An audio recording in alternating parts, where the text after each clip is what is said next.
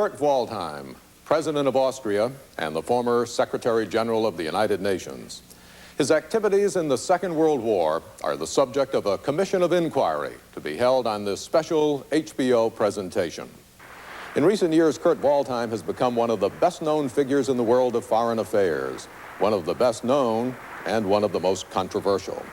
For 10 years, from 1972 to 1982, he held the highly respected office of Secretary General of the United Nations, an organization dedicated to world peace. His role was that of a peacemaker who now has been accused of war crimes, accusations he vehemently denies.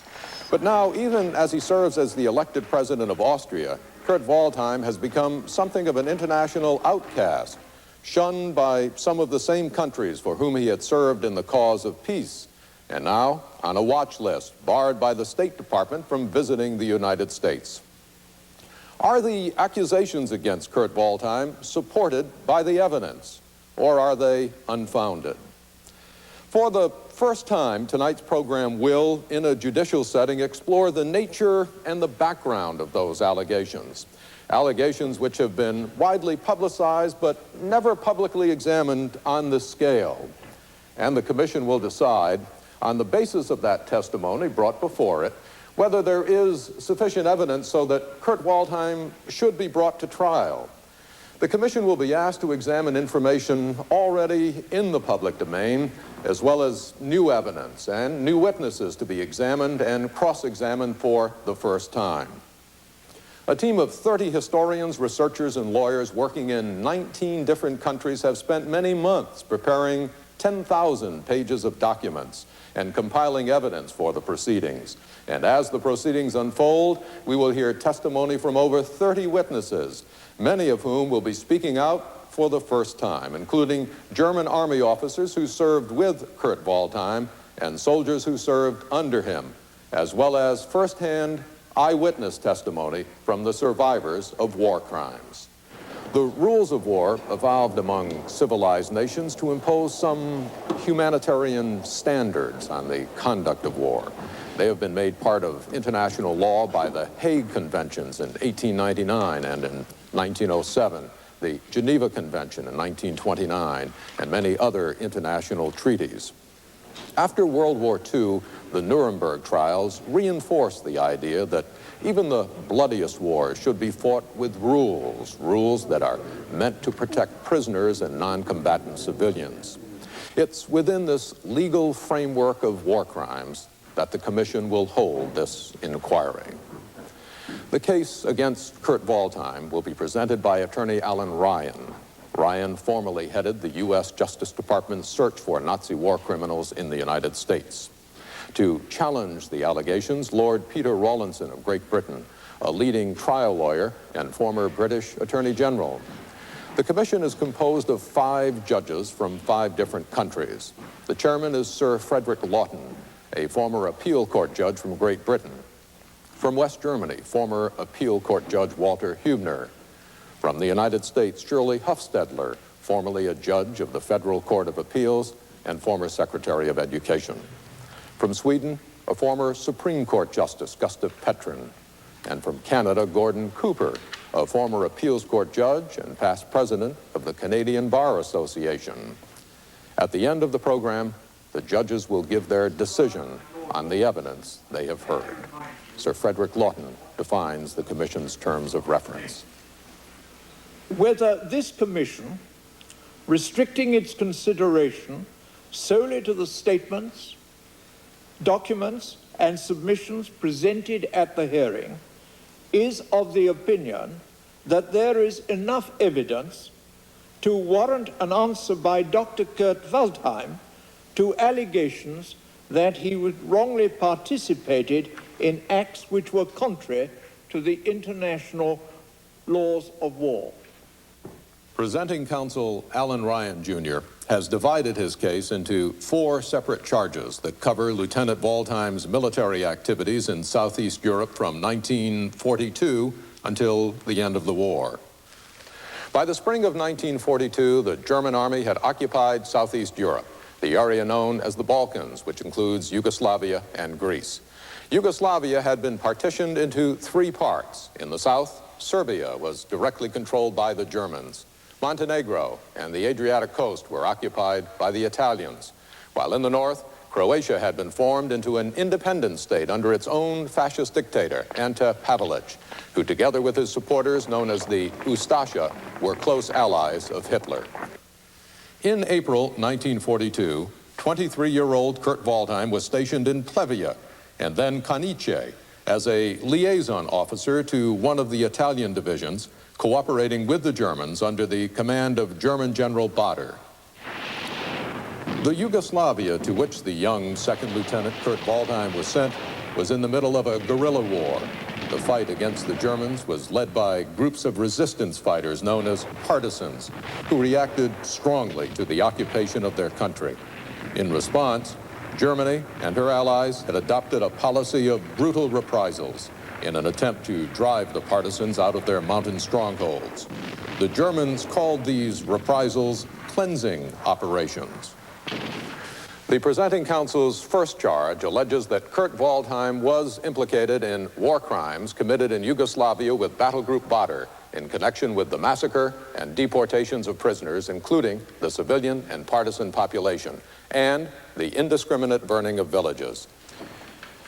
Mr. Chairman, we focus now on the Trio and Faccia campaign that took place in Yugoslavia in April and May of 1942. Lieutenant Waldheim was the liaison officer to the 5th Italian Alpine Division, the Pusteria Division. Soldiers of that division executed innocent civilians both in reprisal actions and as hostages. It is our contention that Lieutenant Waldheim was in a position to facilitate these crimes by passing information from the division to the battle group and vice versa, and that he in fact was present with his radio truck and men at illegal executions that took place at Plevia on the 4th of May and Kanice 3 days later. He stood ready to assist if assistance was needed.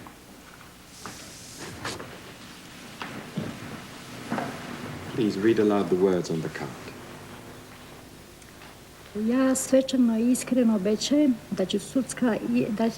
I solemnly and sincerely swear that the evidence I shall give shall be the truth. Mrs. Pavicevic, in the spring of 1942, were you a 17-year-old girl living in Plevia? Yes. And did you have two older brothers who had joined the partisans? Yes, I had two older brothers who were in the partisans. Was your family a communist family, a sympathizer of the communists? No, my father was not a communist, but he was a patriot. Now, you and your family were imprisoned, were you not, because your brothers had joined the partisans?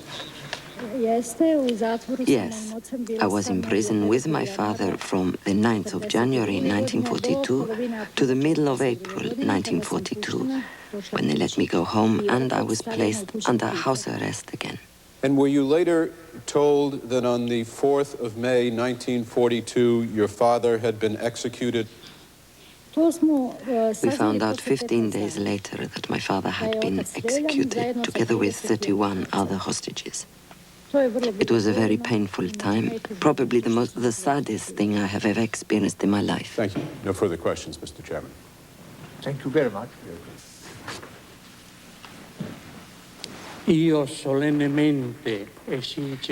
I solemnly and sincerely swear that the evidence I shall give shall be the truth. Signor De Poli, were you a soldier in the Pusteria Division of the Italian Army at Kanice on the 7th of May, 1942? Yes. And on that day in Kanice, did some soldiers from the Pusteria Division shoot hostages? At one point, I was even invited to be part of an execution platoon. I refused because I absolutely didn't want to be part of it, not even to assist. And after you said that you would have nothing to do with it yourself, Were other soldiers found who did carry out executions? Yes, it was carried out, in fact. And on that day in Canice, Signor De Poli, was there a German officer present? Yes, there was a German officer present with 3 German soldiers and a radio station mounted on a truck. He was a liaison officer. I don't know.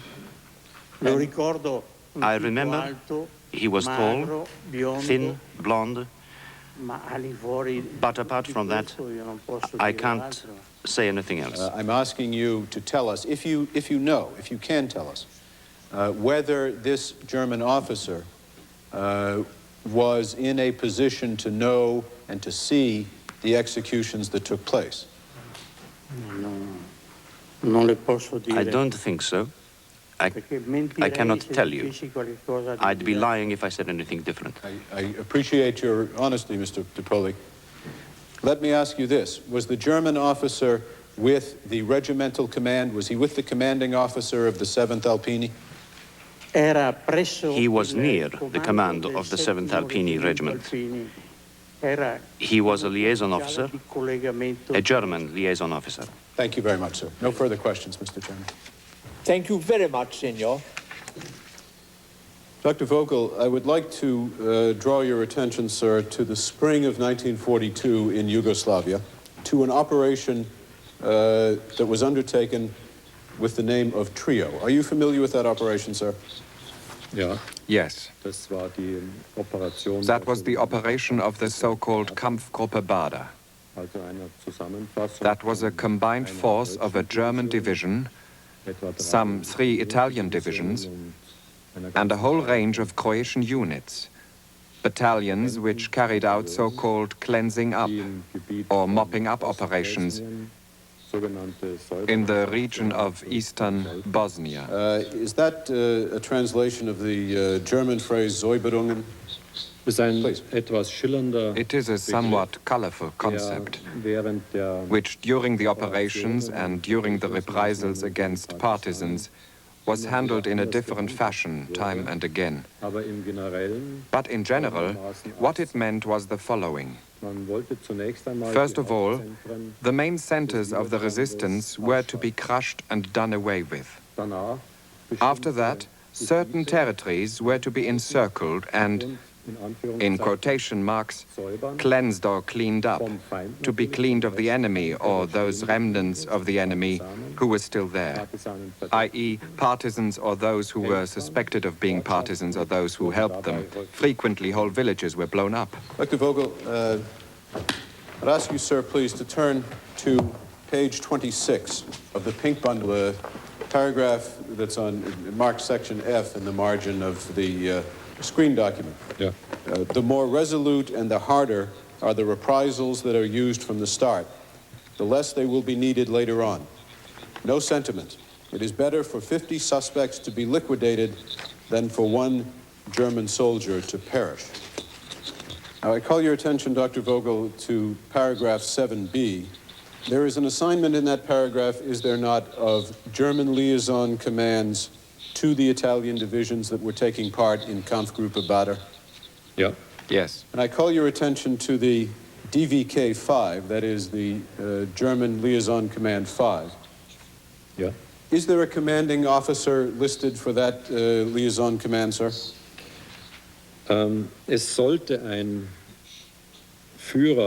There should be a leader of this liaison command who was to be seconded to the 5th Division Italian Pusteria. But he didn't arrive, and as a consequence, the only officer in this German liaison command was the interpreter. Who is that officer listed there?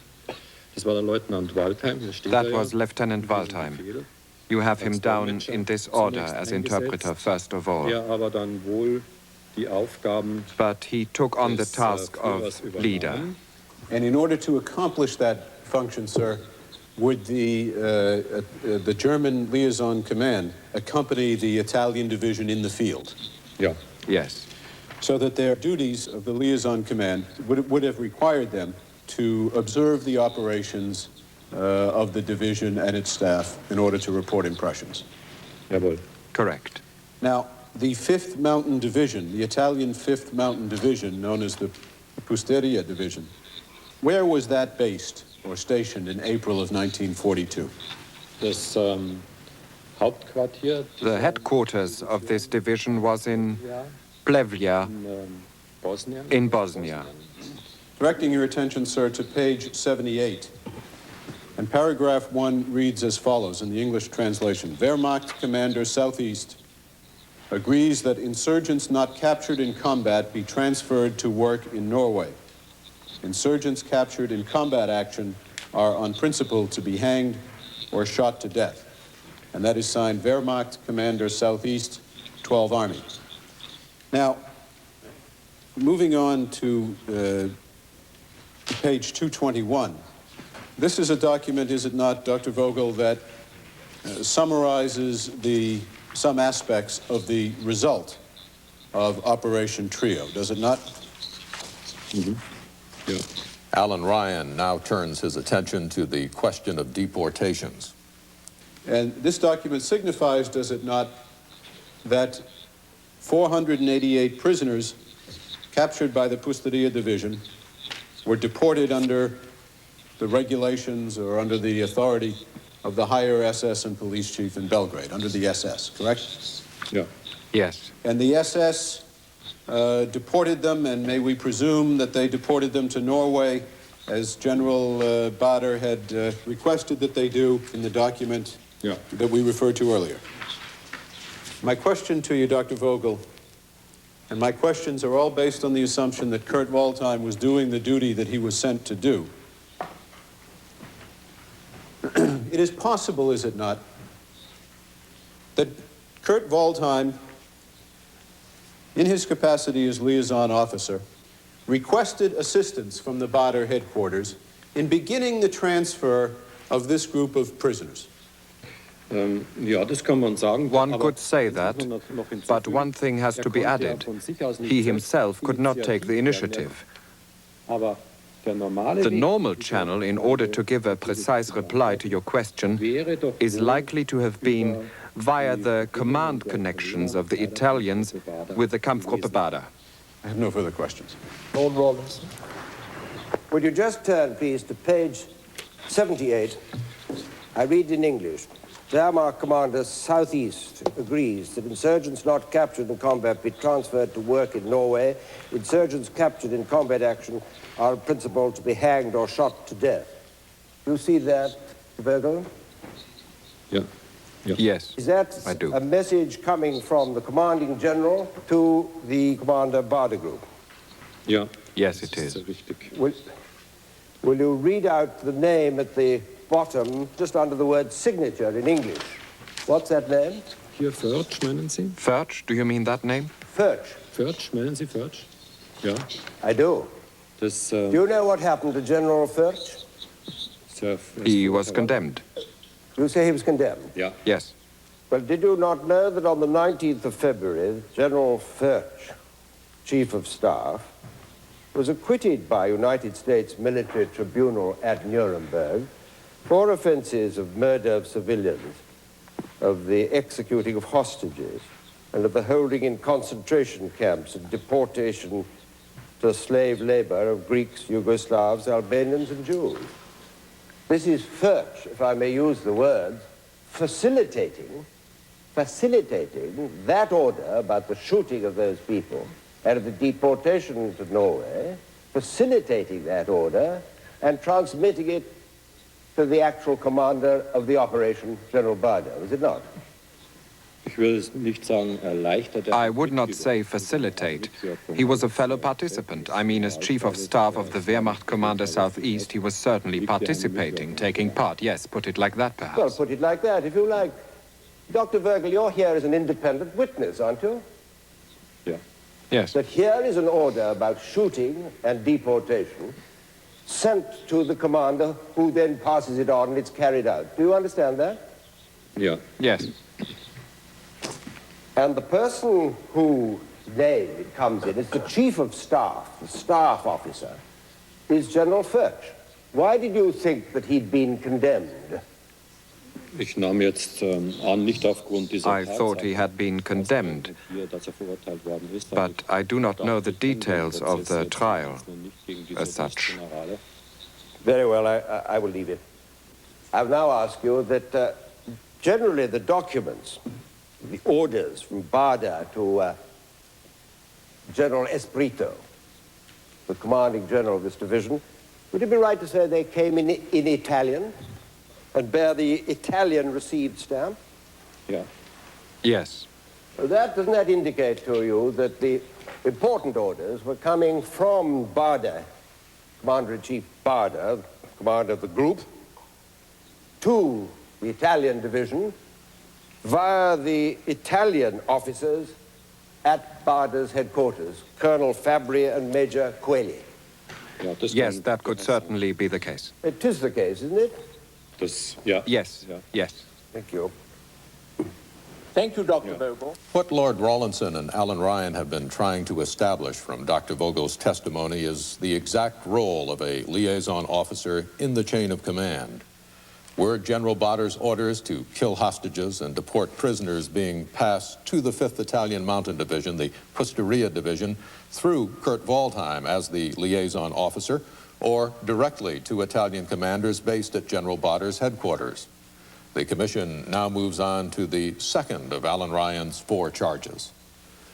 By May 1942, Operation Trio had failed as a major offensive against the partisans.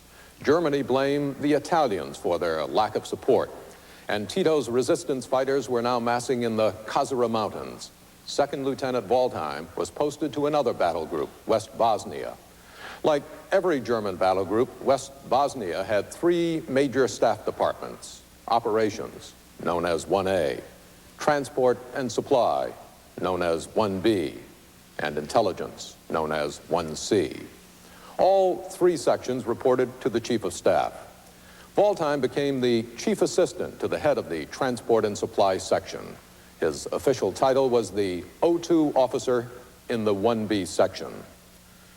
Kurt Waldheim was stationed near the Kozara Mountains, which ran alongside key road and rail links that were under constant threat from the partisans. It was essential for the German army to keep these supply routes open. German policy was to eliminate the partisans and their supporters, or to send them to Hitler's slave labor camps. Some of the extermination camps were in Yugoslavia, such as the Jasenovac and Zemun camps run by the Croatians. But some of the slave labor camps were hundreds of miles away in Norway. The presenting counsel's second charge alleges that Kurt Waldheim was implicated in war crimes committed with Battle Group West Bosnia in connection with the massacre and deportation of prisoners during operations in the Kozara region of Yugoslavia.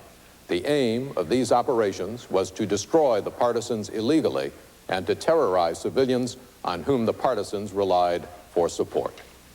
Following the Tria and Focha campaigns, of which we have just heard, Kurt Waldheim was assigned as the assistant, the O2 officer, to the 1B officer of Kampfgruppe West Bosnien. So I think we can take it as established that Kurt Waldheim was the immediate junior, the O2 officer, to Captain Pluma, who was the 1B officer in the battle group that undertook this campaign. It is our submission that the 1B section was responsible, among other things, for the deportation of prisoners, and that Kurt Waldheim would therefore have been quite closely and intimately involved in the deportation of prisoners. Thank you.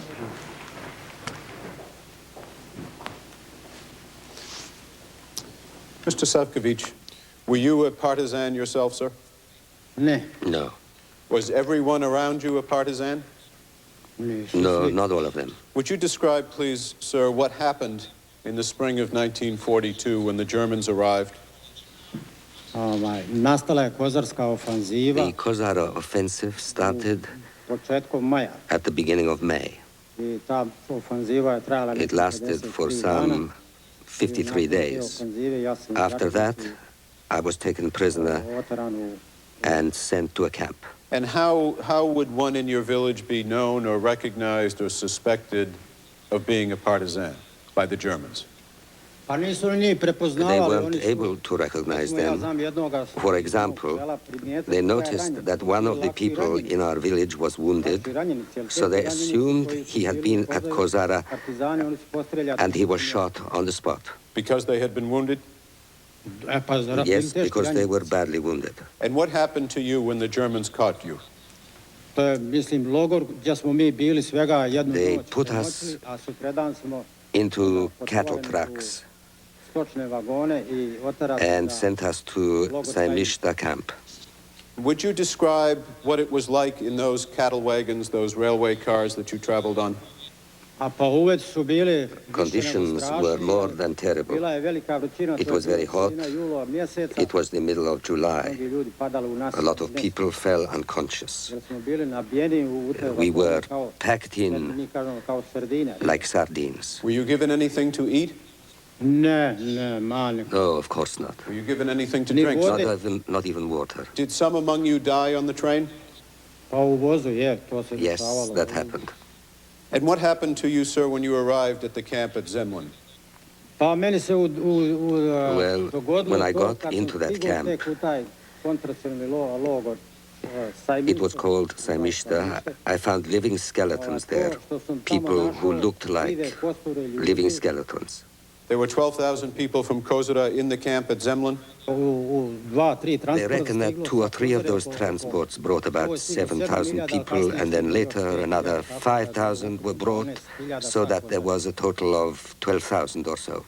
Were you given enough to eat and drink in Zemlin? For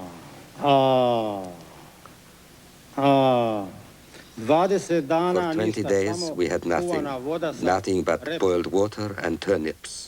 Only those who had to do certain jobs, who had to go and dig or something like that, dig graves, only they were given food. Do you recall a time, sir, when about 1,000 children, ages 12 or 15, were sent out from Zemlin? Yes, that was a couple of days or maybe 2 or 3 weeks later. Then 5,000 old men and children were picked out and sent directly to the death camps. Now, which camp was that, sir? Jasenovac? Yes. When you were sent out from Zemlin, where did you go? Did you arrive in Norway? They made us work so hard. They wanted to destroy us. When we found our old friends there, who were now living skeletons, they told us immediately, it would have been better if you had drowned yourself in the Atlantic. Do you know how many died there? I know that out of the 4,000 or more, only 1,700 came back. All the rest were killed. Thank you, sir. Dr. Vogel, pages 83 and 88. This is, in fact, the table of organization for Kampfgruppe Bader, is it not? Yeah. Yes, that's correct. And I'm referring specifically to the description of duties of the 1D, the quartermaster department.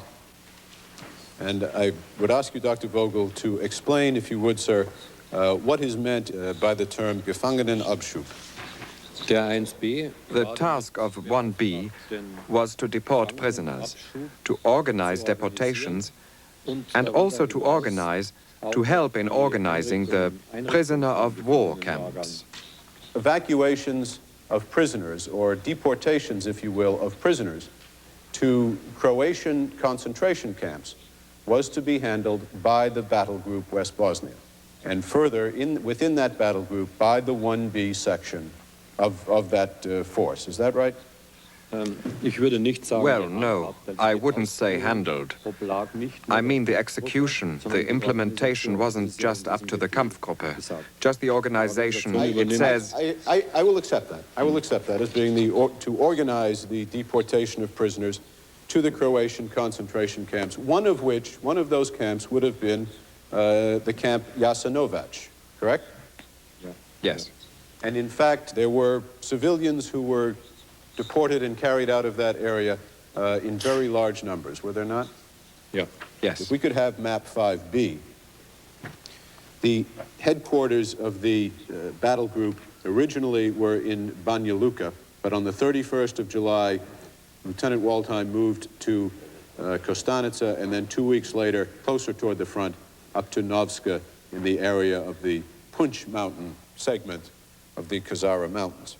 And on page 362, the very last paragraph, it's made clear that the combat headquarters for the operations staff will be at Novska Station. That is the very place where Lieutenant Waldheim was sent. I call your attention to page 394A. Group Borovsky was the group to which Lieutenant Waldheim was attached from about the middle of July through the end of August 1942. I call the Commission's attention to document 394A, which states that the prison camp Zemlin is closed due to overcrowding. Deportations to there must stop for the present. And further, that suspicious elements are to be handed over by Group Borovsky to the 2nd Croatian Corps Command, who will take care of further deportation. I have no further questions of Dr. Vogel on this aspect, Mr. Chairman. Lord Rawlinson. Lord Rawlinson now cross-examines Dr. Vogel and challenges whether the documents imply that the 1B section, where Kurt Waldheim was chief assistant, was involved with unlawful deportations. Take that document, please, Dr. Vogel, 394A. That, as I understand it, was received on the top, that we can see, the 26th of August, 1942. Received by whom? Vom 1A. By 1A. It went to 1A number... It's all right, Dr. Vogel, about what you've been saying about the responsibilities of 1B. Why was it not sent to 1B, or for information at least? It's about prisoners and prisoners' camps. Möglicherweise. Perhaps, in this case, this action was considered to be too important, so it was given to 1A. Or the 1B department of this Borovsky group was too weak, perhaps to be able to take over this task. Or perhaps it's more of interest to those people to whom it's sent, which is the 1A, and then for information to the general in Zagreb, then to the higher SS and police leader, then to the 2 Croatian Corps commands, then to the section prisoners of war, and then to the 1A and the 1C. Aren't they the people much more involved in prisoners? Yeah. Yes. Well, just look, if you will, quickly at page 1 of that bundle. That's again from the commander, general commander in Serbia, to the Wehrmacht commander southeast. I read it: a prospective 2,000 concentration camp internees from Belgrade who are fit to be used as forced labor are to be transported by waterway to be put to work in Norway. Further transports are not expected for the time being. Now, would you read out the words, please? I'll read them in English, if you'll read them out in German. Selection and deportation are matters for the higher SS and police leader and the organization TOT, T-O-D-T. As far as I can read it, just the way it is in English. Very well. Thank you. At this point, we hear evidence from a researcher who, on behalf of the Commission of Inquiry, went to Germany to interview Kurt Waldheim's immediate superior, the 1B officer, Captain Plumer. Did you go to a certain place and meet there Captain Plumer on the 10th of April of this year? I visited Captain Plumer on the 10th of April. Where was he? He was in hospital. Is he a man now aged 91 years of age? That's correct. What post did he hold in the early summer of 1942?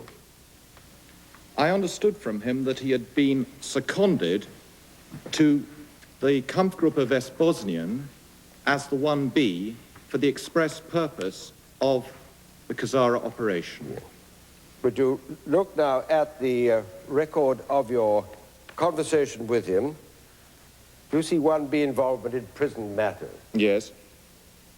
There then says, as 1B, you were responsible for supplies. Did you ask that? As 1B, you were responsible for supplies. Pluma, yes. The collection and distribution of materiel, of course. And I take it also the supplying of people. People? No. Prisoners, for example. No, not at all. We had nothing whatsoever to do with prisoners. Yes, Mr. Ryan. Mr. Clark, he gave you this interview only after you assured him that he need not face any questioning from anybody other than yourself. Isn't that correct? That's correct. Mr. Pluma, according to what he told you, joined the Nazi Party in 1930, did he not? He told me this. That was 2 years before Hitler became Chancellor of Germany? I imagine it was 2 or 3. And is it not true that Germans who joined the Nazi Party before 1932 are generally considered to have been more avid followers of the party than those who joined afterwards? It's certainly true. Thank you very much. I have no further questions, Mr. Chairman. That concludes the evidence brought before the Commission for the second charge. And Alan Ryan now reviews the testimony that has been presented regarding the deportation of prisoners. Our case against Dr. Waldheim in relation to this, Mr. Chairman, is very simple. His responsibility, first as the deputy and then as the 1B officer in the Kampfgruppe West Bosnian, which was charged with the responsibility of taking thousands of people from the Kazara down to the labor camp at Zemlin, where many of them then went on to Norway, would have made him responsible for the commission of war crimes, in that the deportation of civilians, for whatever reason, is a war crime. Lord Rawlinson. I would submit for the consideration of the Commission that even if the quartermaster's duties of a fighting group included the handling of prisoners, and I say even if, which again I think is not certain, I would submit, it is surely limited, and must be limited, to ensuring that prisoners are removed from the front, and that what is done to the prisoners thereafter is not and cannot be the responsibility of a second lieutenant quartermaster in a fighting group. Thank you, Lord Rawlinson. We now move on to charge number 3. In the spring of 1943, Kurt Waldheim left Yugoslavia and was transferred to Greece. By July of that year, he had been promoted to first lieutenant and was assigned to a small German staff attached to the Italian 11th Army based in Athens. He moved from transportation to operations, from 1B to 1A, and once again, he was chief assistant to the head of that section. Waldheim was now called the 01. The Italian army had controlled most of Greece since 1941, but Hitler was concerned that they were about to capitulate to the American and British allies. At the same time, he was also deeply worried about a possible British or American landing on the west coast of Greece. To make matters worse, the German armed forces, the Wehrmacht, also had to deal with an increasingly powerful Greek resistance movement. As in Yugoslavia, the German response was brutal reprisal. The German fighting units were officially under the command of the Italian 11th Army, but the German staff in Athens, to which Lieutenant Waldheim had been posted, had been set up to take control from the Italians in the event of their capitulation. That operation was codenamed Case Axis. In the next charge, Alan Ryan alleges that Kurt Waldheim was implicated in war crimes committed while in Athens in connection with indiscriminate killing of Greek civilians and the deportation of Italian prisoners of war following Italy's surrender to the Allies. As in the previous charges, the evidence we now hear includes eyewitness testimony from victims of war crimes, and then further testimony about Kurt Waldheim's alleged involvement in those war crimes. Mr. Chairman, in this segment, we shall present evidence on the massacre that occurred in the pre-dawn hours on 16th August 1943 in the village of Komeno near Arta in Greece. Our evidence will focus on the 1st Mountain Division, the German unit that carried out the slaughter, one of the infamous German Säuberungen, or cleansing operations. The connection with Kurt Waldheim is this. The 1st Mountain Division carried out this action, we submit, with the authorization and approval of the German General Staff in Athens. We submit that Waldheim, as one of 2 officers in the section, indeed as the only assistant to the 1A himself, Lieutenant Colonel Villers, took part in the authorization of this tragedy, though there is no single piece of paper that shows that he or the 1A Villers specifically ordered the massacre itself. Rather, we contend that Waldheim's role as O1 to the 1A would have made him a participant in the acts giving rise to the crime, and therefore sufficiently complicit in it to hold him answerable for his conduct. I solemnly and sincerely swear that the evidence I shall give shall be the truth. Please state your name, sir. Alexandros Malios. Mr. Malios, in the year 1943, were you a young man living in the village of Komeno? Komeno. Komeno. I want to call your attention, sir, to the 15th of August, 1943. Was your sister married on that day? My sister got married. And was that a festive day in the village of Komeno? In the village, it was a festival on the 15th of August, and the village was celebrating. Celebrations that have musical instruments according to the Greek traditions. And did you go to bed before dawn while the celebration was still going on? Yes, of course. The children went to sleep. And what did you hear when you woke up the next morning, Mr. Malios? In the morning, my father woke me up because a group of Germans and Italians came and surrounded the village. He said, they're killing people. Go away, they're killing people here. I went to a village called Neohorion. I heard what people were saying, that the family of Malios wasn't there in that village. So I came back. This is the village of Komeno you went back to? Yes, Komeno, of course.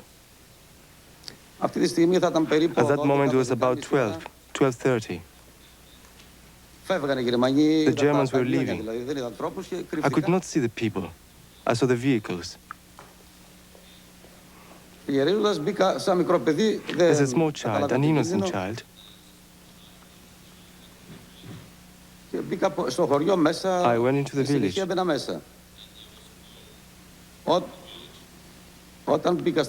I was going through the village. When I saw the first houses, everything was burning, dying people.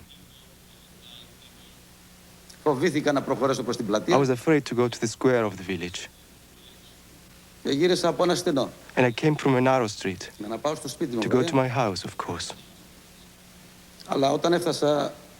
But when I got there, within 20 meters, I saw everybody killed, especially my father, with a baby in his arms. And then I fainted. Mr. Malios, except for you and your sister who escaped by swimming across the river, did anyone else from your family survive? Nobody. How many brothers and sisters were killed, Mr. Malios? 4 sisters and 3 brothers. Thank you, Mr. Malios. Thank you very much, Mr. Malios. The massacre at Komeno was carried out by men of the German 1st Mountain Division. We now hear testimony on the relationship between that division and the German General Staff in Athens, where Kurt Waldheim was based and which was attached to the Italian 11th Army. Dr. Mazauer, I ask you, sir, to turn to page 63. Is this the Kriegstagebuch, or war diary, for the German General Staff in Athens for the period 19 July 43 through 4 October 1943? It is. And I call the Commission's attention to the line immediately under the signatures on page 124, the original German, showing that the war diary was kept by Oberleutnant Waldheim from 19 July 1943 until 21 August of 1943. I refer to page 476. Does this represent the 1st Division telling Athens that they are getting ready to go into Komeno? Yes. To which office in the German General Staff in Athens would that have been sent to? That would have been sent to the 1A office. To Lieutenant Waldheim's office? That's right. Now, I ask you to turn next to page 485. Is this a request, or could this reasonably be seen as a request from the 1st Mountain Division to the German General Staff in Athens proposing that cleaning up operations be conducted? Yes. It is true, is it not, that on that day, the 16th of August, 1943, some 300 people were killed in that village by German forces of the 1st Mountain Division, correct? Yes. On page 471, this is the report, is it not, that the 1st Mountain Division, in fact, the 1A officer of the 1st Mountain Division, sent to the German General Staff in Athens relating the event at Komeno, is it not? It is. Now, in this report, Dr. Mazauer, there is no reference to civilian dead, is there? No, that's quite typical. And that is a report that is sent to the High Command Southeast from German General Staff Athens and signed by Lieutenant Waldheim, correct? It's initialed by him, that's right. Yes. I have no further questions. What is the suggestion that you really make? That the lieutenant ordered General von Stettner to attack Komeno? Is that a suggestion, or can we exclude that? I think we can exclude that. The command structure, whatever may be thought to be the reality, as has been suggested, the command structure was that a general, Italian general, commanded the 11th Army, did he not? He did. And there was in that army the 26th Corps, which we see in that, of the documents. Is that right? That's right. And there was in that army the 1st Mounted Division. That's right. So we have a division, corps, army. And then you have a... yes? If you seek to imply by that that the division came under the command of the Corps, I would have to disagree. How do you know that it didn't?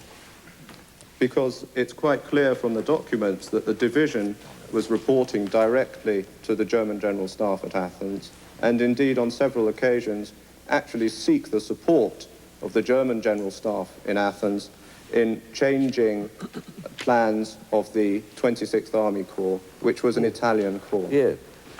Would you look at 409 of the appendix file, dated the 28th of April, 1943. I read it out, if I may. Italian 11th Army is under the direct command of Army Group E. All German troop units located within 11th Army area are under the control of the latter. After the relevant subdivision, 1st Mounted Division is to be put under the command of Italian 26th Army Corps in Giannina. That is fairly specific, isn't it, Dr. Mazar? The first sentence says that German troop units located within the 11th Army area are under the control of the latter, i.e. the direct control of Army Group E. And then the second sentence puts it under the command of the 26th Army Corps. It needs clarification, I think. The last sentence I was particularly drawing attention to. By appropriate order, the 1st Mountain Division will be subordinated to the Italian 26th Army Corps in Ioannina. Subordinated to? Yes. I leave it there, Dr. Mazar. Thank you. Thank you very much. Herr Rothfuchs, did you serve in Yugoslavia and Greece as a 1C officer? Yeah. Yes. And were you so serving with the 1st Mounted Division at the end of July and throughout August of 1943? Jawohl. Yes, indeed. Were you under the command of the Italian 26th Army Corps? At that point, yes. I want, if you will, please, if you will look at appendix bundle, that is the reddish bundle, 500, German in 561, I'm doing it in English, Company Group Salminger stormed Komeno, north of Gulf of Arta, against heavy resistance. In the course of burning down the town, large amounts of munitions destroyed, 150 dead bandits. One part of the bandits escaped to the southeast. Now, that's the report by this officer with your initials on it. Does that mean you saw that report? I have seen it, yes, obviously. Yeah. You must have done. Did you, apart from that report, know anything at all about that action which is being reported in the report? No. Where would you have... This report is purely a report about the result of an action. In an operation involving a company of 90 to 110 soldiers, would the German liaison staff at Athens be involved in ordering that company to storm a particular place or to do a particular operation? I consider it totally excluded that such an army staff could give orders to a group within a division. I consider it totally excluded that even the division could order this action. It is purely a decision of Lieutenant Colonel Salminger, knowing the partisan situation at that time in the Gulf of Arta. Thank you. Mr. Ryan. Mr. Rothfuchs, what happened at Komeno on the 16th of August, 1943? I do not know. What is known to me is only the report of the group Salminger, which was handed on to the superior command. Do you deny that on the 16th of August in 1943, in the village of Komeno, 300 men, women, and children were slaughtered by the troops of the 1st Mountain Division? Do you deny that, sir? Well, first of all, our soldiers did not murder. Our soldiers fought. Secondly, the situation is that the village was obviously occupied and was stormed by this company, and there were losses on both sides. I can't say more because I only had the report. I was in Janina, and this happened down at the Gulf of Arta, some 120 kilometers away. Is it your testimony, sir, that you know only what is in this report and nothing else, even up to today? Yeah. Nein. So if there was a massacre committed by soldiers of the 1st Mountain Division, your division, in the village of Komeno, you know nothing about it even to today? No. There were always actions. On page 466 and 467 of the orange appendix, this is a report written by the regiment that was in Komeno, and it was written to the 1st Mountain Division, its higher echelon. Is that correct? Yeah. Yes. And that report says 150 civilians died in the battle. Do you see that? Yes, I see it. But you do not say what it says earlier on. Because earlier on it says the 12th Company was attacked with rifles from all the houses of that village. That is also a note. You must read that out as well if you wish to be just. It says 150 civilians, does it not, Captain Rothfuchs? It doesn't say partisans, it says Zivilisten, civilians. Correct? Yes, it is correct, but the partisans opened the fire. The only thing that is true in this report, I put to you, sir, is that the victims were civilians.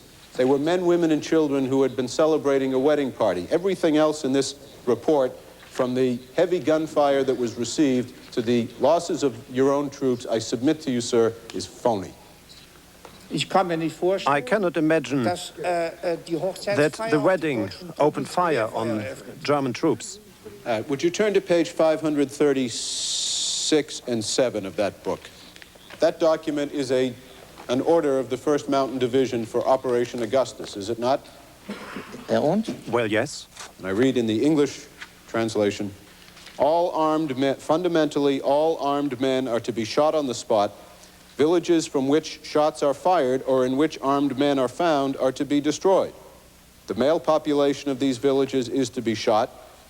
By the way, all able-bodied men between the ages of 16 and 60 are to be arrested and shipped to Joanna as prisoners, and it goes on from there. Yes, I've read it. Is it your testimony, sir, that the troops of the 1st Mountain Division, during the time that you were attached to them, never killed an innocent civilian? Never. No, never. Why should they kill civilians? You do not acknowledge that any civilians at all were killed? It may have happened, yes. It could have happened, because frequently one couldn't tell the difference between civilians and bandits. But one could tell the difference between partisans and babies, could not one? No. No. You can't tell. In those days, if you went into a Greek village, you didn't know who was an opponent and who was a civilian. You couldn't recognize it. Could a 5-year-old boy be a partisan? No. No. But a 10-year-old boy could be a messenger. And so a 10-year-old boy, if he were a messenger, could be killed? Only as an example. What do you mean, only as an example? No, he wasn't shot, but he was taken prisoner. May I be permitted a question? All this discussion about the fighting in the divisions and all that, what has it got to do with Herr Waldheim? Is it your testimony, Dr. Rothfuchs, that there were no crimes at all committed at Komeno, to your knowledge? I don't know. I only reported what happened. It could well be that crimes occurred. I can't prove it, and you can't prove it. We had a witness in here this morning, Dr. Rothfuchs, who could prove it. He had 7 brothers and sisters, his mother and father, slaughtered by the troops of the 1st Mountain Division. Don't say it can't be proven, sir. It has been proven in this courtroom. I have nothing further, Mr. Chairman. Thank you. The commission now hears from Bruno Villers, Kurt Waldheim's immediate superior on the German General Staff at the time of the Komeno massacre. Herr Villers, who was First Lieutenant Waldheim? Well, First Lieutenant Waldheim came from Army Group E to me and was a young, a very well-educated 24-year-old First Lieutenant who came and reported to me, and I must say made a very impressive but modest impression. Now, how many did the liaison staff amount to, the whole of the German liaison staff? Well, it was a very small liaison staff. It wasn't any kind of command staff or anything. It was just a staff which represented the interests of the German units. So it was to supervise and look after them, as it were. The main task, really, was to prepare and to plan the disarming of the Italians who wanted to capitulate. You said, Herr Willers, that one of your tasks was looking after the interests of the Wehrmacht German divisions. Did that mean you had command over those troops? No, certainly not. The Italians had command over these German troops. The commanding officer of the 11th Italian Army. Well, now, I want to ask you about the role of your 01 officer, Lieutenant Waldheim. What did you use him as primarily? The main task, really, was interpreting. He also had the job of keeping this war diary. He also had, of course, certain administrative functions, and he was my assistant. He was the sort of office chief, as it were, who looked after all those people who were in this office. Those were, in essence, these duties. Would he make proposals or suggestions, or would it be... Nein. No. He would? No, no, no. Certainly not. His only task was to write it down the way I told him to write it down. Did he have any command authority whatsoever? None at all. None at all. Well, now, have you, as the 1A officer in this staff, have you the power to decide upon tactical matters, decisions, give commands? No. What exactly was your function, and what were your responsibilities as the 1A in this staff? The important task was to plan the Axis project or campaign, to take over command should the Italian army collapse and leave the Axis. At this time, were you engaged in operations yourself at all? No, not at this time. Only later, when I was with the 104th Infantry Division. Well, now, did you or your 01, Lieutenant Waldheim, take any part in the ordering of any attack on the place called Komeno?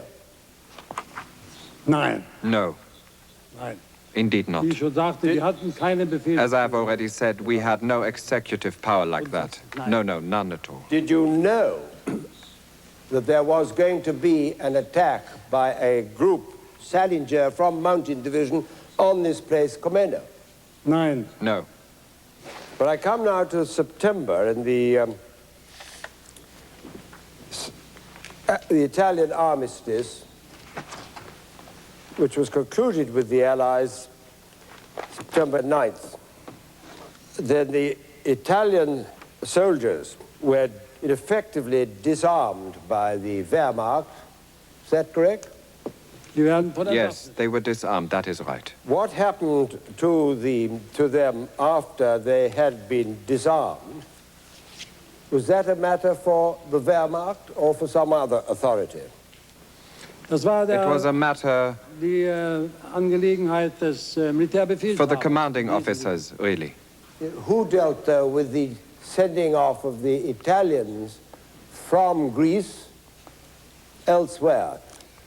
It went via the military commanding officer operation, or OKW or OKH in Berlin. I just want to get again clearly from you as to whether Lieutenant Waldheim could have had or did have any authority to give commands or make plans or influence plans while he was your 01 in this period of August to September 1943. Ein klares Nein. An absolute no. Thank you. Yes, Mr. Ryan. Colonel Villers, you never heard of the massacre at Komeno? No. And you widely disregarded the Führer order? Correct. And Kurt Waldheim had no authority to assist you in making policy? No. Those are the three things that you ask this commission to believe? Yes. Is it your testimony that in the final 3 weeks before the capitulation of the Italians, that German military units were taking orders from the Italians? Correct. Well, surely you can't be serious, Lieutenant Colonel Villers. Is it your testimony that the Italians were telling the German units in the field where to go and what to do? Yes, yes, to the extent that they were subordinate to the 11th Army. They had to carry out the orders of the 11th Army. Well, who killed all those people in Komeno? It wasn't Italian troops, was it? Well, that is it. I do not know. I do not know this name. It is quite new to me, as I've already said. You know I'm very sorry, but I cannot say anything on that. You know the 1st Mountain Division, do you not, sir? I had no connection with the 1st Mountain Division. All we did was planning with the 11th Italian Army. We had no liaison, only telex or telephone information. Reports we got, but no personal contact and no question of any orders. Did you, on the 6th of August, Colonel Villers, attend a meeting in Ioannina with the commanding general of the 1st Mountain Division? No, not that I can remember. I do not think so anyway. Would you turn, please, to page 496 of the Orange Book? You were at a meeting with 3 generals, including the most senior general in the entire southeast area of Europe. And you don't remember that, sir? I'm sorry, I cannot change it. I'm sorry. I do not seem to remember it. I call your attention to document 471 in the Orange Book. If you look at the very bottom line on that message, it says 1st Mountain Division stroke 1A. Does it not, sir? Yes, I see it now, down there. So this is one of those documents that would have come to you and to Lieutenant Waldheim in the 1A office of the German General Staff. Is that correct? Yes, that's correct. I put to you, sir, that the number of 150 killed in one Säuberungen operation was such an unprecedentedly high figure that it ought to have caused you to investigate immediately, assuming that you didn't already know what had happened. It wasn't my job. As I said, we had no influence on these matters. It was to do with our superior authority. And this was the Italian 11th Army. Turn to page 520, if you would, please. It's to the 1st Mountain Division, 8 August, and it reads, "A new Führer order is at hand dealing with the shooting of bandits and will be sent soon. Bandits caught during battle are to be shot. Other suspected band members are to be arrested and sent to Sokol work details." Do you see the signature line on that cable, Colonel Villers? No. I don't know. It doesn't seem to be on there, the signature. Right here. That's what I'm referring to. It says 1A of the German General Staff, does it not, sir? That doesn't mean anything. That's you. That's you or Lieutenant Waldheim. Am I not correct, sir? That is you or Lieutenant Waldheim? Well, the onward transmission of the various orders was passed through normal official channels. The 1A of the German General Staff was you or Lieutenant Waldheim. Am I correct or am I not correct, sir? Yes, 1A was us. But only with the approval, of course, of General Gildenfeld. He signed it at the top. His approval was necessary. It says up there at the top, as ordered by the Chief of General Staff. It says so up there. Let's talk about Lieutenant Waldheim for a moment, shall we, Colonel Villers?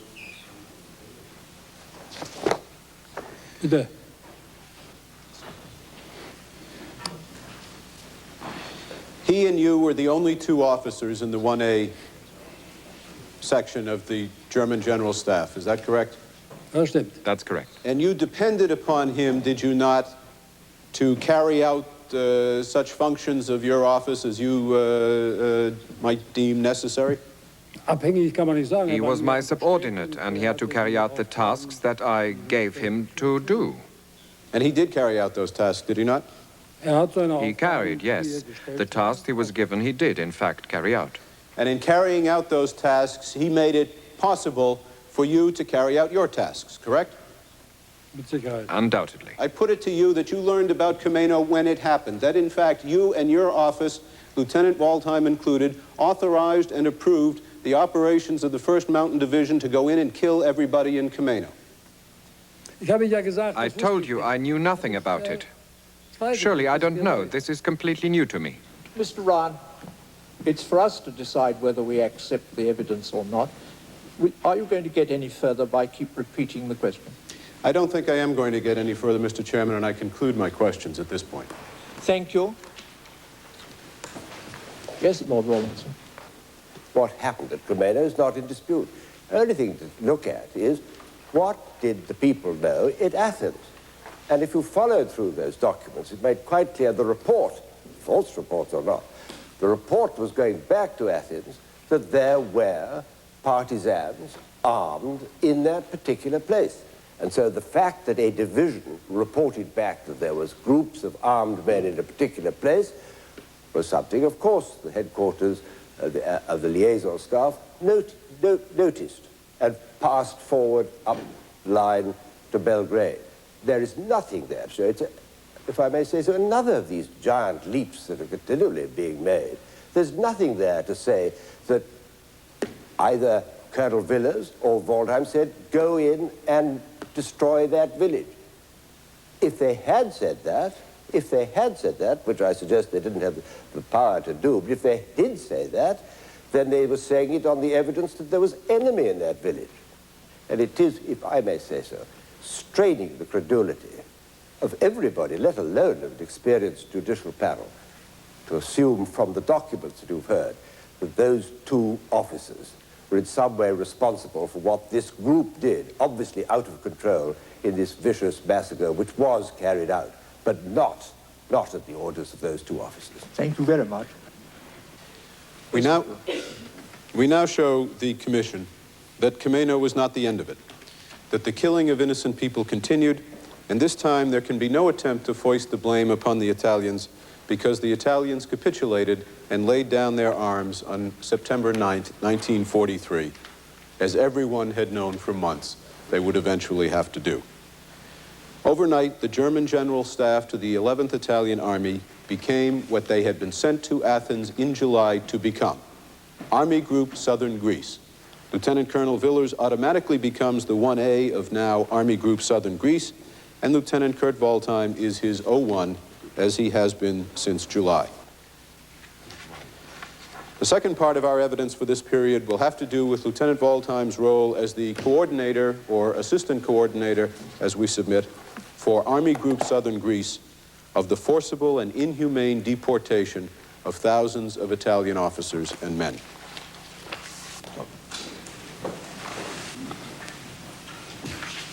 Now, Dr. Schreiber,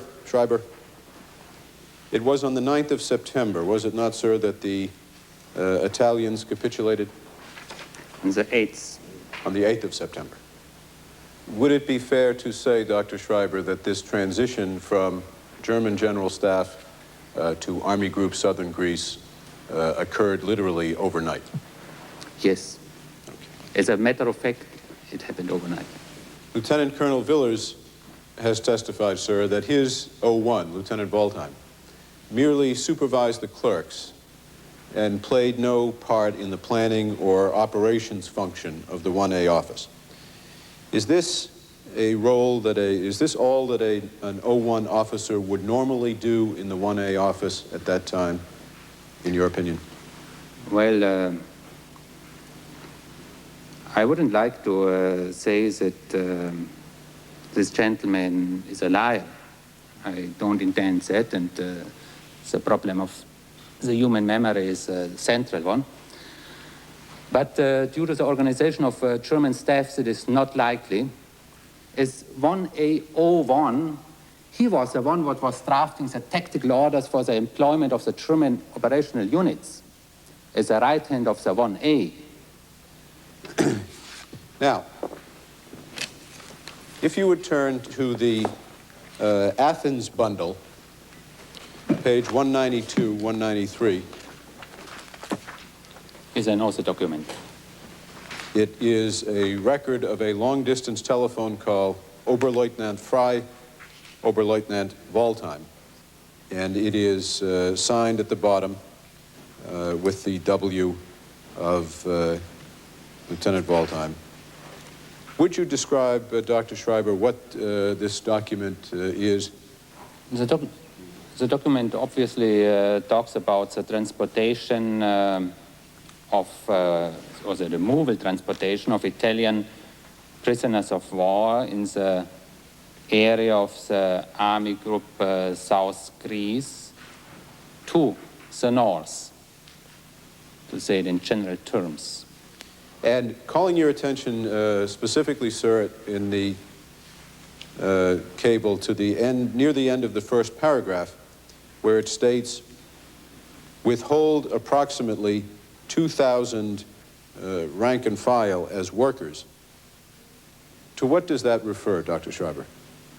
As far as I know, the situation in this time, they were held for the Wehrmacht, to work within the German armed forces. And you find them working in harbors for the neighbors, you find them working in the airfields of the Luftwaffe and so on. If we may return to the appendix bundle, page 336, evacuation of Italians, we see some 25,000 or more officers, men, and NCOs being transported out of Athens and duly reported on by Lieutenant Waldheim. And I ask you, Dr. Schreiber, what happened to these great numbers of men? Where were they being sent? And for what purpose? The main body was sent to Germany for forced labor, but one has to say that, of course, it was correct to make the soldiers working, the officers not. Thank you, Mr. Chairman. No further questions at this time. Lord Rawlinson. Dr. Schreiber, here, when you were asked to look at these documents, in the appendix bundle, the series of documents that contained reports of reprisal actions or the killing of hostages. Yes. Well, let's look, if we may, at one of those. I take it as an example. Look at, if you will, 398. That is 68th Army Corps, Jaeger Commando sent to fight against bandits, 10 local inhabitants attacked by bandits, 2 men reported shot and rest taken prisoner, 12 hostages from Komeno will be hanged in retaliation unless missing men are returned by the 4th of October. That's a decision by the local divisional commander, is it not? It is possible, sir. But as I said this morning already, we can't exclude that it was even ordered from the staff of Helmi. I don't know it, I'm sorry. No, of course not. I'm not, because this is not an order, it is a daily report. Isn't it more probable that where you have such a report about such an action, that will be a decision by the local commander? There are various possibilities. Let's say that the local commander proposed it. I wouldn't dare to say this, that it is probable. It's possible. Very well. Then I ask you finally, could you help me with 275,000 approximately German troops in this theater? What would be the percentage of officers in a force of that size? It is very difficult to say. How many, can you give me a figure then of approximately? I just want to know how many officers there would be. If you have around about 300,000, then you reach 16,000 officers. Do you know how many of those were involved in any proceedings after the war for acts alleging war crimes? Do you know, for instance, the general in charge of the transport of the Italians, was he ever tried as a war criminal? I don't know anything about that. Or the colonel, or the major, or the captain, or the lieutenant? Do you know that? No. Thank you very much. Thank you, Dr. Schreiber. With the removal of the Italian army from Greece, First Lieutenant Waldheim was posted to the headquarters of German Army Group E in Arzakli, near Salonika in northern Greece. This group reported to Army Group F, based in Belgrade, Yugoslavia, under Field Marshal von Weichs, the supreme German commander of Southeast Europe. He reported to the Army High Command, which in turn reported to the Führer himself in Berlin. Waldheim again changed jobs. He began working for Colonel Warnsdorf, a 32-year-old career soldier who headed the 1C AO unit at Army Group E. The 1C was intelligence gathering, while the AO, or Abwehr, referred to counterintelligence. First Lieutenant Waldheim became the 03, the assistant to Colonel Warnsdorf on intelligence. By the fall of 1943, the Second World War had begun to turn against the Germans. The Allied forces, including the British and Americans, were advancing through Italy. The British Eighth Army had defeated German Field Marshal Rommel in North Africa, and the Soviets, supporting the British and Americans, were beginning their push toward Berlin. At the same time, Hitler was continuing his persecution of the Jews. By the time Kurt Waldheim arrived in North Greece, Salonika's 46,000 Jewish inhabitants had been sent to the gas chambers at Auschwitz. More would follow, including the sizable Jewish population still living both on mainland Greece and in the Greek islands. But by late 1943, the Germans were facing new problems. Allied commandos were landing in Greece to assist the Greek partisans and to cause trouble behind German lines. Hitler had issued an infamous order against the laws of war. All commandos, even those wearing full uniform and thus entitled to protection as prisoners of war, were to be handed to the SD, a branch of the SS, for execution, otherwise known as special treatment. The presenting counsel's final charge cites Waldheim as being implicated in war crimes committed while in Salonika in connection with the deportation of Jews from Crete, Corfu, and Rhodes, and in connection with capture, interrogation, and subsequent execution of various commandos, British, Greek, and others. I solemnly and sincerely swear that the evidence I shall give shall be the truth. Mrs. Susi, do you remember in June of 1944 when you and all of the other Jews on the island were made to assemble near the fort on Corfu? Yes, I do. And how many were in your family, Mrs. Susi, at this time? About 25 people, grandchildren, married, everybody, 25. And did all 25 of you, were you all forced to go to the fort that morning? Yes. Did you know what was going to happen? Of course, at the moment, they burned us with hot. They were going to take us to labor camps. We didn't know they were going to burn us. The crematoria, we never imagined that. We couldn't understand that it was possible for a human being to reach that level of barbarism. And were you then taken to Athens and put on a train by the Germans? Yes, on the train for Haidari. We arrived at Haidari and stayed there for 8 days. After Haidari, they put us into a train like animals and they took us to Birkenau. We were overcrowded, and the people who died were either used as pillows or thrown from the windows. This was on the train going out of Athens? Yes. And were you sent on these trains to a place called Auschwitz? Birkenau, and then Auschwitz. And Mrs. Susi, of the 2,000 or more Jews who lived on Corfu until 1944, how many returned to Corfu?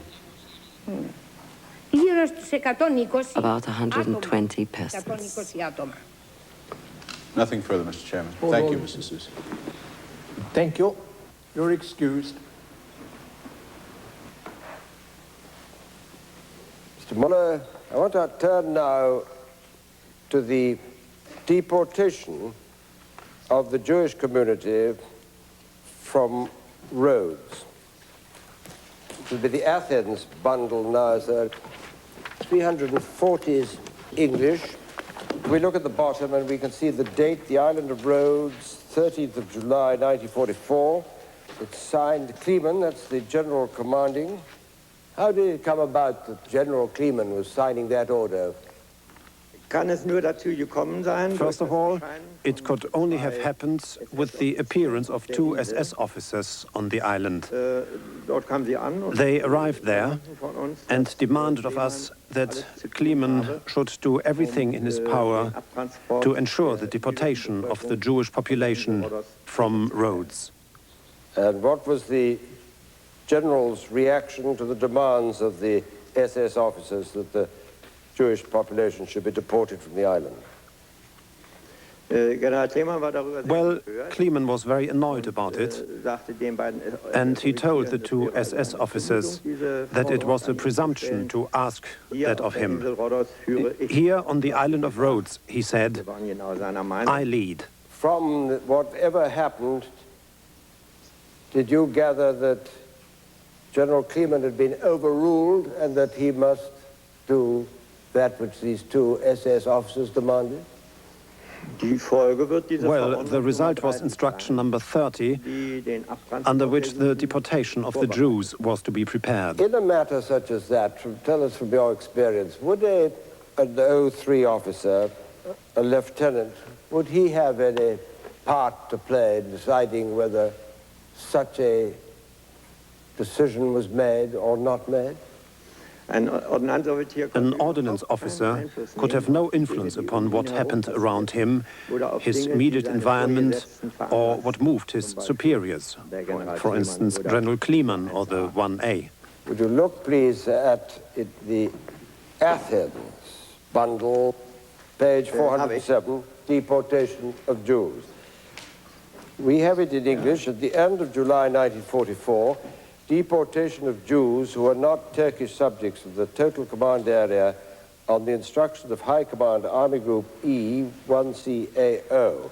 Implementation in the hands of SD Greece, who provided Sonderkommando in the command area. I know of this report. It was on 22nd of September 1944, an activity report of the Department 1C. It was drawn up and probably sent also to Army Group E. Very well, then finally, General Kleeman, was he indicted in 1957 on the charge of being an accessory to the murder of some 1,600 Jews who were deported from Rhodes, but that the charges were dropped and he never stood trial? That is correct. There was no indictment. The examination was stopped. Thank you. Yes, Mr. Ryan. I ask you, Mr. Muller-Mangeot, is it your testimony that General Kleeman was forced by the SS to sign that decree? No. The SS can't have forced him. Precisely. They couldn't force Kleeman, but it is roughly clear that Kleeman only acted because of what the army group said. He himself had refused to give in to the demands of the SS officers. That is precisely my point. The only command that could have ordered General Kleeman to do something was Army Group E under General Luhr, correct? Yes. So the weekly activity report from this office, from the Commandant East Aegean, records that the order for the deportation of Jews came from the 1C AO in Salonika. Is that correct? Yes, I have said clearly already. One could think that 1C was not always directly involved with decisions of 1A. Thank you very much. No further questions, Mr. Thank you, Mr. Ryan. Your excuse. Thank you. The next witness is a former lieutenant in the 1C intelligence section who worked with Kurt Waldheim.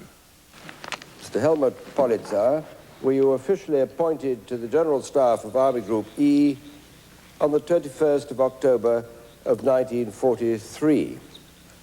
Yeah. Yes. And you arrived in Arzakli to take up that post in November of 1943? Yes, that is correct. Now, what was the seniority relationship between Lieutenant Waldheim, Lieutenant Kröder, and yourself? I have described it that Herr Waldheim was primus inter pares. It was not a relationship of superior to subordinate, if you understand what I'm trying to say.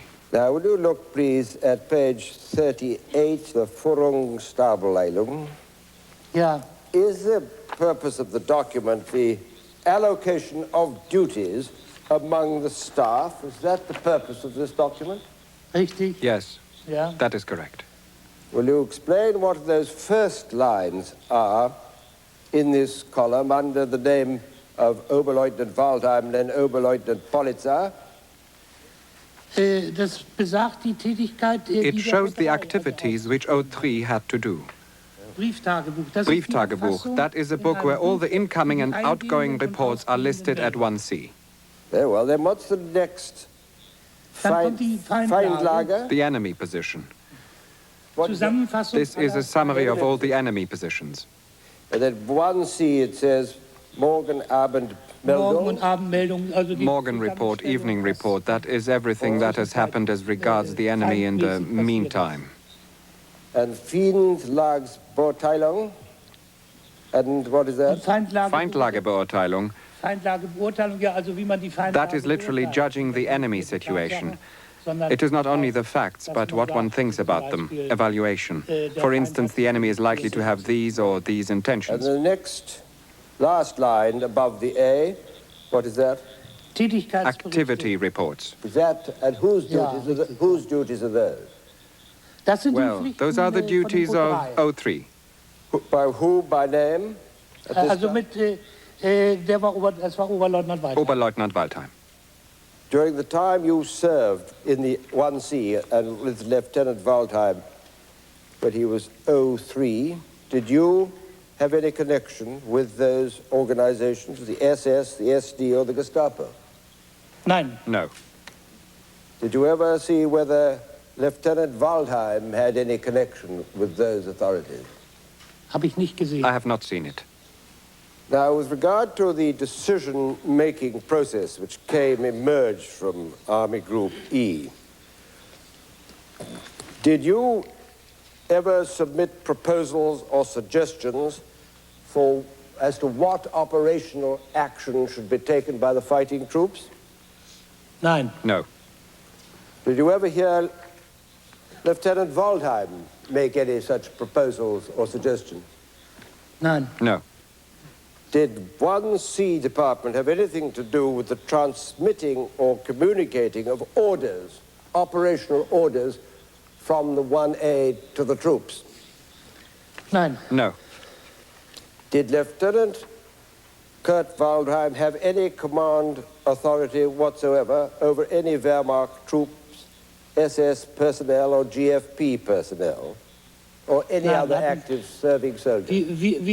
No, we had, that is, Oberleutnant Waldheim, Krone, and the junior officers. We had no power to give any orders. Come now to ask you about the deportation of the Jewish population from the Greek islands. Do you recollect the Jewish deportations from those islands? No. I had no information in my time about the deportation of Jews, as dreadful as it was. I knew nothing about it. Would not the 1C department be involved in the arrangements for the deportation? No, in my view not. If at all, it would be 1A or AO. It matters as serious as the handing over of commandos to the SD, the deportation of the Jews. If 1C was involved, who would bear the responsibility? The commanding officer, the colonel, or the lieutenants? If at all, the head of 1C.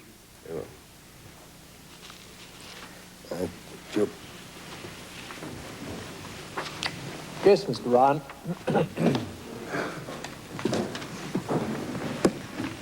Mr. Politzer, Lieutenant Waldheim, I believe in your phrase, was primus inter pares, first among equals. Is that right? Yes, that is right. First among equals. That is how I see it. You assisted him. You were one of the equals that was a little less equal than he was, maybe. Is that right? Yeah, but... Well, if you like, yes. Now, I understand, if I understand correctly your testimony, and correct me if I'm wrong, you were present at Army Group E, the 1C office during that period of time, but you have no knowledge about the deportation of the Jews. Ja, das ist richtig. That is correct. Das habe ich gesagt. That is what I said. If you would turn, please, to page 277. Let me read it in the English translation. Their deportation would equally represent a not inconsiderable alleviation of the food situation. SD and the secret military police, that is the Geheime Feldpolizei, GFP, are currently engaged in making preparations for deportation of the Jews. Richtig, ja. Correct, ja. yes. But we may also assume, may we not, sir, that it did go to somebody in the 1C office. Das ist adressiert an It is addressed to 1CAO. That is correct, yes. Okay. Wahrscheinlich in diesem Fall I would think it would have certainly gone to Herrn Warnsdorf, and after that, probably... Entschuldigen Sie. I beg your pardon. An Oberleutnant Krone. Lieutenant Krone. Entschuldigung. I beg your pardon. And he, like you, was an assistant to Lieutenant Waldheim, was he not? Richtig. Correct, yes. Just one more document, Mr. Politzer, on page 311. Now that sentence, Mr. Politzer, reads as follows: deportation of Jews. This is being written in September. At the end of July 1944, deportation of Jews not of Turkish nationality from the entire area under command on the order of the headquarters Army Group E 1C/AO. Now that would seem to indicate, Mr. Politzer, that it was Army Group E 1C/AO that ordered the deportation of the Jews, insofar as the Army was concerned. Is that the way you read it? Ja, wobei, yes. Also, wobei Sie sicherlich insofern... You are certainly correct up to a point, but it was not a 1C matter. But if it was done, it was by AO. I have already said AO or 1A, and in this case, it must have been caused by AO. AO, of course, had the rights to give certain orders. That would have been Major Hammer? Yes, that would have been quite clearly Lieutenant Colonel Hammer. But it would not have been Lieutenant Waldheim. Nein, das mit Sicherheit nicht. Definitely not. Also auch nicht. And just so the record, just so the record is clear, it would not have been you. Nein. No, no. Thank you, Mr. Keiner President. von uns. Lord Rawlings. I want to come now to the question of the capture of some British officers and other ranks on Limnia. Yeah. The capture of these commanders was on the 7th of April, while Lieutenant Waldheim was away on leave. Richtig. That is correct. Can we just now look, please, so if we can identify where Limnia is. Then Limnia, very small island, just northwest of Rhodes. Then if you would look to 169, you see that is from the Armed Forces High Command, OKW to F. So it's the position that this, on the 16th of April, when, if we look at the chart beside us, Lieutenant Waldheim returns from leave. By that time, not only F knows of the existence of these commandos which have been captured, but an inference can be drawn that the Führer himself, Adolf Hitler himself, knew that these commandos had been captured. Is that right? Ich wollte das gerade sagen. Das ist ganz I was just going to say it is quite clear here, quite clear that Hitler knew about this matter of the commandos. would it be right to say that by that time there was very little that could be done to save these unfortunate soldiers from being handed over to the SD in accordance with Adolf Hitler's infamous order? I do not think there was any possibility, once it was known right to the top of the staff, that there would have been any possibility of circumventing it. It would be impossible. But you have open before you page 166. That is from Army Group E to Army Group F. And it is dated, as we can see, the 26th of April, 10 days after the message from Hitler. Would you look, please, at the initials at the top, GKDOS, of the top line? Well, that is the highest secrecy level. That is to say, it could only have been sent by Warnsdorf or Hammer. We, as Oberleutnants, had nothing to do with GKDOS matters. Who gave the actual order to hand over the Alimnia prisoners to the SD? In my view, it must have been Hammer, because Hammer was the direct superior of the secret field police. 1C matters, such as interrogations, had been dealt with in the meantime. And now it was up to the secret field police, and what happens there, it seems to me, is a matter for Hammer. Did Lieutenant Waldheim play any part in the actual order of handing over the Alimnia commando to the SD? Most certainly not, because he had no possibility as an Oberleutnant to give orders of any kind. He had no possibility. Did Waldheim, to your knowledge, ever do any interrogation? No, not that I know of. Yes, Mr. Ryan.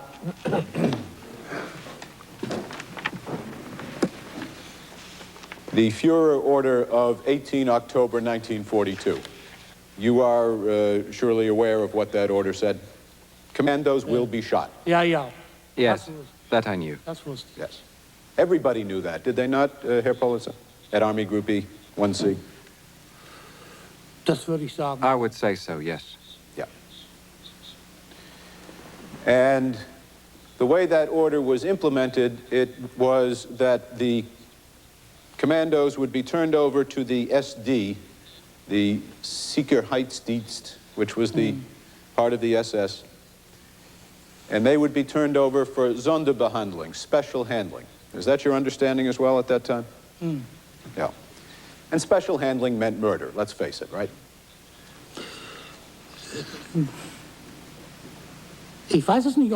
I don't know whether it meant that 100%. Because otherwise, some would not have survived. Now, if you would turn, Mr. Politzer, to page 162, this is a memorandum of 2 telephone conversations. And you tell them these people are indeed at E, at Army Group E. We have these people.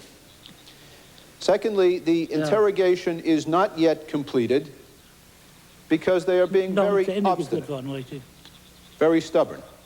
What did you mean? What did you mean by that phrase, Mr. Politzer? Very stubborn. It was not an interrogation which was in a sort of friendly spirit where we had give and take. It was difficult to get something out of them. And 3, you say to them, these people should be handed over to the SD tomorrow morning. Now, the next day, Kurt Waldheim comes back from leave, the 16th of April, I believe it's the date is. And may we safely assume that when he comes back, you give him a briefing on the situation, what's gone on in his absence, and where things stand on the day he comes back? That would be a fair assumption, I would think. That is correct, yes. On page 204, A message comes down then from Army Group F down to your office, Army Group E, 1CAO. And the message says, the remaining prisoners to be handed over to the SD for interrogations possibly still of interest to them, and Sonderbehandling afterwards according to the Führer's order. So someone at Army Group E turned these brave men over to the SD, and they were murdered. That's what it is. Das sagen Sie, das That is what you say. Those are your words. And it is your belief that the person who delivered them was not Lieutenant Waldheim, but his immediate superior, Major Hammer. Is that your belief? Das war ja aber nicht der Vorgesetzte. But he was not Mr. Waldheim's superior. Hammer, ja. Hammer, yes. That is correct. Hammer hatte ja die Abteilung. Herr Hammer had the AO group under him. War lediglich, also natürlich And he was only the deputy of Stellvertreter von Herrn Wahn. Warnsdorf, if necessary. Whatever capacity he was acting in, it probably made no difference to Mr. Carpenter or to Mr. Lascaris, would you think? Ja, das ist richtig. That is correct. Aber das ist richtig. Für die beiden That is correct for those two. It didn't make any difference, but it had nothing to do with Waldheim nor myself. So whoever he was just following orders. Yes, he followed orders from the Army Group Southeast. That is F, High Command Southeast. I have nothing further, Mr. Chairman. Thank you very much, Herr Pollitz. Mr. Bender, of the officers you served under, did you, in fact, know more about Greece than they? Well, yes, because I had become the specialist who knew almost every partisan group, knew about its armaments, its weapons. All this we learned from troop reports and from intelligence reports. Well then, did each morning the 03 have an 11 o'clock meeting with the 1C officer, which was Colonel Warnsdorf? Yes. And to prepare the 03 for the meeting with his colonel, did you brief the 03? Indeed. What would you say if it was suggested that Lieutenant Waldheim, aged 23, was making a contribution to the debate as to what operation should be taking part in which part of Greece? What would you say to that? I hardly think so, because he could only hand over to the 1C and tell him, who then would process it further during the discussions of the General Staff with 1A, who had the command over the troops. They would come up with proposals and go in for planning. But we had no influence upon that whatsoever, nor Lieutenant Waldheim either, not in my opinion. Did Lieutenant Waldheim have any command over any troops whatsoever? No, not at all. Did the 1C department at Army Group E have any responsibility for the interrogation of any Allied, that is British or American troops which fell into the custody of Army Group E? Yes. Did Lieutenant Waldheim, to your knowledge, ever conduct any interrogation of Allied prisoners? I can't say. You took part in one interrogation, did you, of prisoners? Yes. When was that, Mr. Wender? Es muss gewesen sein, It was in the spring of 1944. Im Mai gewesen sein.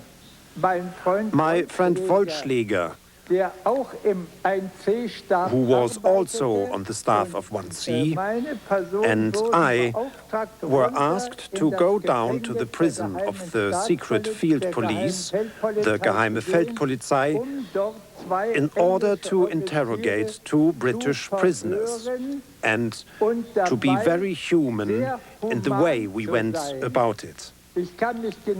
I can remember precisely. One of the gentlemen, one of the officers, came in a Scottish kilt, and the other, my friend Waldheim, who had an excellent command of English and who led the interrogation more or less, he soon found he came from South Africa. The British officers you saw in May, was it in prison at Azakli?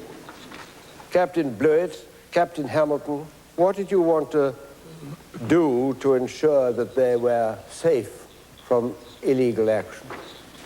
Ja, ich bedauere, dass mein Freund Wollschläger nicht anwesend I very much regret dass ihr that my friend Gesundheitszustand Wollschläger is not present here. und dass He would see to it, in some shape or form, that they would be taken to a hospital, which would mean that they would be handed over to the Red Cross. When you saw those two officers in that prison, was any ill treatment given to them by you or the man with you? In keiner Weise. In no shape or form whatsoever. Because we had from above, I don't know, Oberleutnant Waldheim or Politzer, we had received the order, I will call it good advice, to deal with them in a humane fashion. What you did with Wollschläger with regard to the prisoners you saw, did that, as it were, reflect the policy of the 1C department with regard to Allied prisoners? In diesem Falle, ja. In that case, yes. Sehr gut, Bender. Mr. Rahn.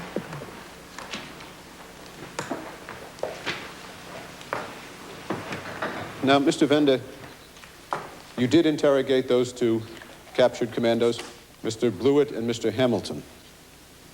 Ich will sagen, Yes, but you and Wollschläger were face to face with each of these two commandos, were you not, sir? Yes, certainly we were. So that those two men, when you went to interrogate them, were prisoners of the GFP, correct? Yes, they were, in the prison camp of the Geheime Feldpolizei. Did you receive instructions from Lieutenant Waldheim or Lieutenant Politzer or both, or whoever it was, that in your interrogation you should tell the prisoners that if they did not cooperate with you, they might be turned over to the SD? Davon weiß ich nicht. I know nothing about that. No further questions, Mr. Chairman. Thank you very much. And Mr. Blewett, you were born in South Africa, sir? I was. When you arrived in Salonika, were you taken to a prison at Salonika? Yes. And what uniform was being worn by those who ran the prison? The ordinary German uniform, the Wehrmacht. What happened to you, sir, when you were brought into the prison? Where were you put? I was put into a cell on the ground floor. And would you describe the amenities and furnishings in this cell that were there? No. Did there come a time, Mr. Blewett, when you were interrogated in this prison? Yes. Could you describe, sir, where you were taken and who interrogated you on that first occasion? There were these two SS were there, an interpreter, and one of the prison guards. Now, we have heard testimony that a South African and a man in a kilt were interrogated in the prison, and that the questioning was civilized and informal, even friendly. Is that a fair description? No. Would you describe the interrogation itself? These two SS chaps at the slightest whim that they had, they produced these heavy truncheons, and they kept hitting you on the nape of the neck and predominantly on your left side, which we knew from unarmed combat training was the place where if you really applied it, you could kill a man immediately. But what they achieved was that they put you into a state where if you stood up, you fell over. Now, were you interrogated a second time, Mr. Blewett, after that first interrogation? Yes. Now, would you describe this second interrogation that you were put through? Who was there and what happened? They produced 5 or 6 armed Wehrmacht soldiers, and they lined us up against the wall, and they were given the instructions to aim and fire. The shots went off, and the one civilian alongside of me very definitely was hit. You could see him bleeding. But they whipped me back into my cell again, and that's where I was given one of the rougher questioning sessions. And were you again beaten with the truncheons? It was used. Now, was there someone else present in the room at that time, sir? Someone walked in behind. I hadn't any view of him at all, but when he spoke in a soft voice, as opposed to the shouting and yelling that was going on normally.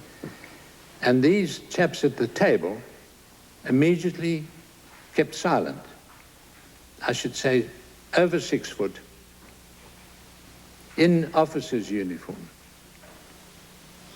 Did you have any sense of his build? Was he stocky, slim? Slim. No further questions, Mr. Chairman. Thank you, sir. Thank you. Thank you very much, Captain Blurt. Thank you, sir.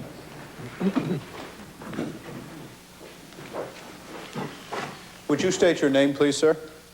Joachim Lützow. And as assistant to the 1A, did you serve on the staff of Army Group E for approximately 6 to 8 weeks, beginning in January 1945? Yeah. Yes, that is correct. I ask you, sir, did you attend meetings of the General Staff at that time? Yeah. Yes. Did Lieutenant Waldheim attend these meetings regularly, too? Well, these major discussions with the Commander-in-Chief, I was only there 3 times. Waldheim was there twice. And do you recall the nature of his statements and discussions in these meetings? Do you have any recollection of that? At these meetings, he was almost religious in his keenness, as it were, because everything he said with a certain passion, a certain conviction of a National Socialist kind. Thank you, sir. No further questions, Mr. Chairman. Mr. Lutzer, are you getting quite used to appearing on television? It is not easy, indeed. It is not easy, but I'm trying to get used to it anyway. You've made previous appearances on television, haven't you, about the, what may be described, the Waldheim controversy? Well, yes. Have you not? Yes, I was on television once. I was in a short 3-minute section on German television, just a 3-minute section. You've adopted, have you not, a particular position with regard to Kurt Waldheim, one of criticism of him. Isn't that right? Yeah. Yes. Yeah. Do you remember the disputed telegram from the Ustasha Colonel Dagilov, which was published in Spiegel magazine? Yes, I know this telegram through the reports, but I do not remember it. And you on television gave your views that it was a genuine document. And you debated and argued that this was a genuine document, did you not? This document, with regard to its correctness, I did not adopt any position about it. I suggest that you publicly defended the Plencher document by saying, in your view, that it was genuine. Nein, das stimmt nicht. No, it is not true. I said it was possible. I did not say it was true. You were on the side that was arguing in the television debate that this document was a genuine document, and shortly afterwards Spiegel apologized for having published it, didn't they? No, I did not say that. I did not say it was genuine. I said it was possible based on my experience when I was a quartermaster. Mr. Lutzer, were you sorry? Were you sorry when Spiegel apologized about publishing that document? Were you sorry? Sorry is perhaps wrong. I considered it was a setback. Let me put it like that. A setback for what? Which was not, you know, it was not. Was it a setback in your campaign against Dr. Waldheim? Is that why you mean it? No. A setback in the effort within Europe of intellectual people, historians as well,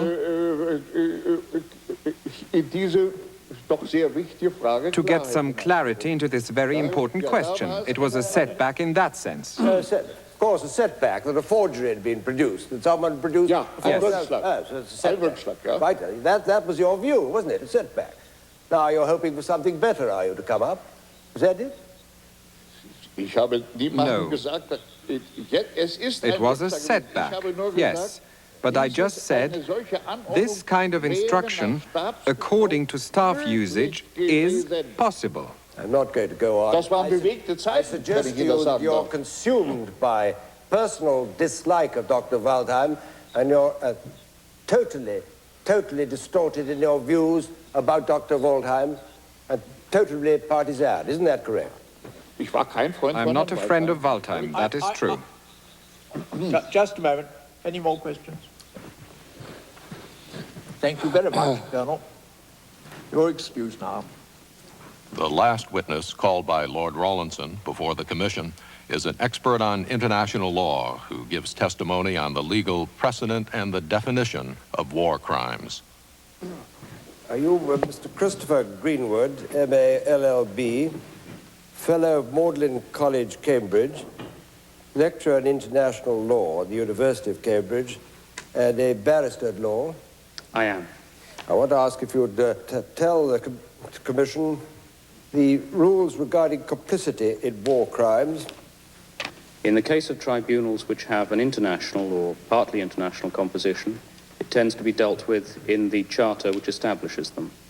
So, for example, Article 6 of the International Military Tribunals, the Nuremberg Tribunals Charter, provides that accomplices may also be held liable for war crimes.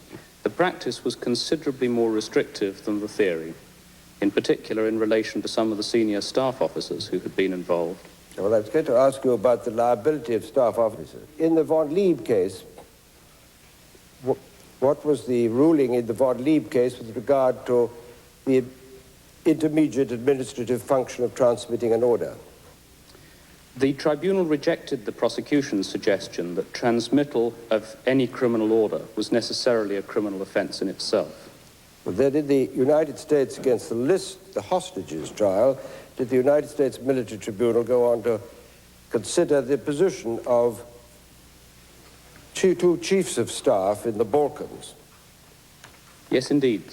They were General Furch, who was the Chief of Staff at Army Group E and then Army Group F, until he left the Balkans in March of 1944. The other Chief of Staff was General von Geithner, who was Chief of Staff from 1942 to October 1944 to the military commander in Serbia. What were they charged with by the United States Military Tribunal? That they were principals or accessories to the murder of hundreds of thousands of persons from the civilian population. Secondly, that they were principals or accessories to plunder, looting and wanton destruction. Thirdly, that they were involved in the execution of illegal orders regarding the summary execution of such prisoners. And finally, that they were involved in the systematic murder, torture and terrorization, deportation to forced labor and concentration camps of members of the civilian population. The United States Tribunal acquitted both the Chiefs of Staff on the ground that they had not played a sufficient part in any of the criminal offences which the tribunal found had been committed by the other defendants.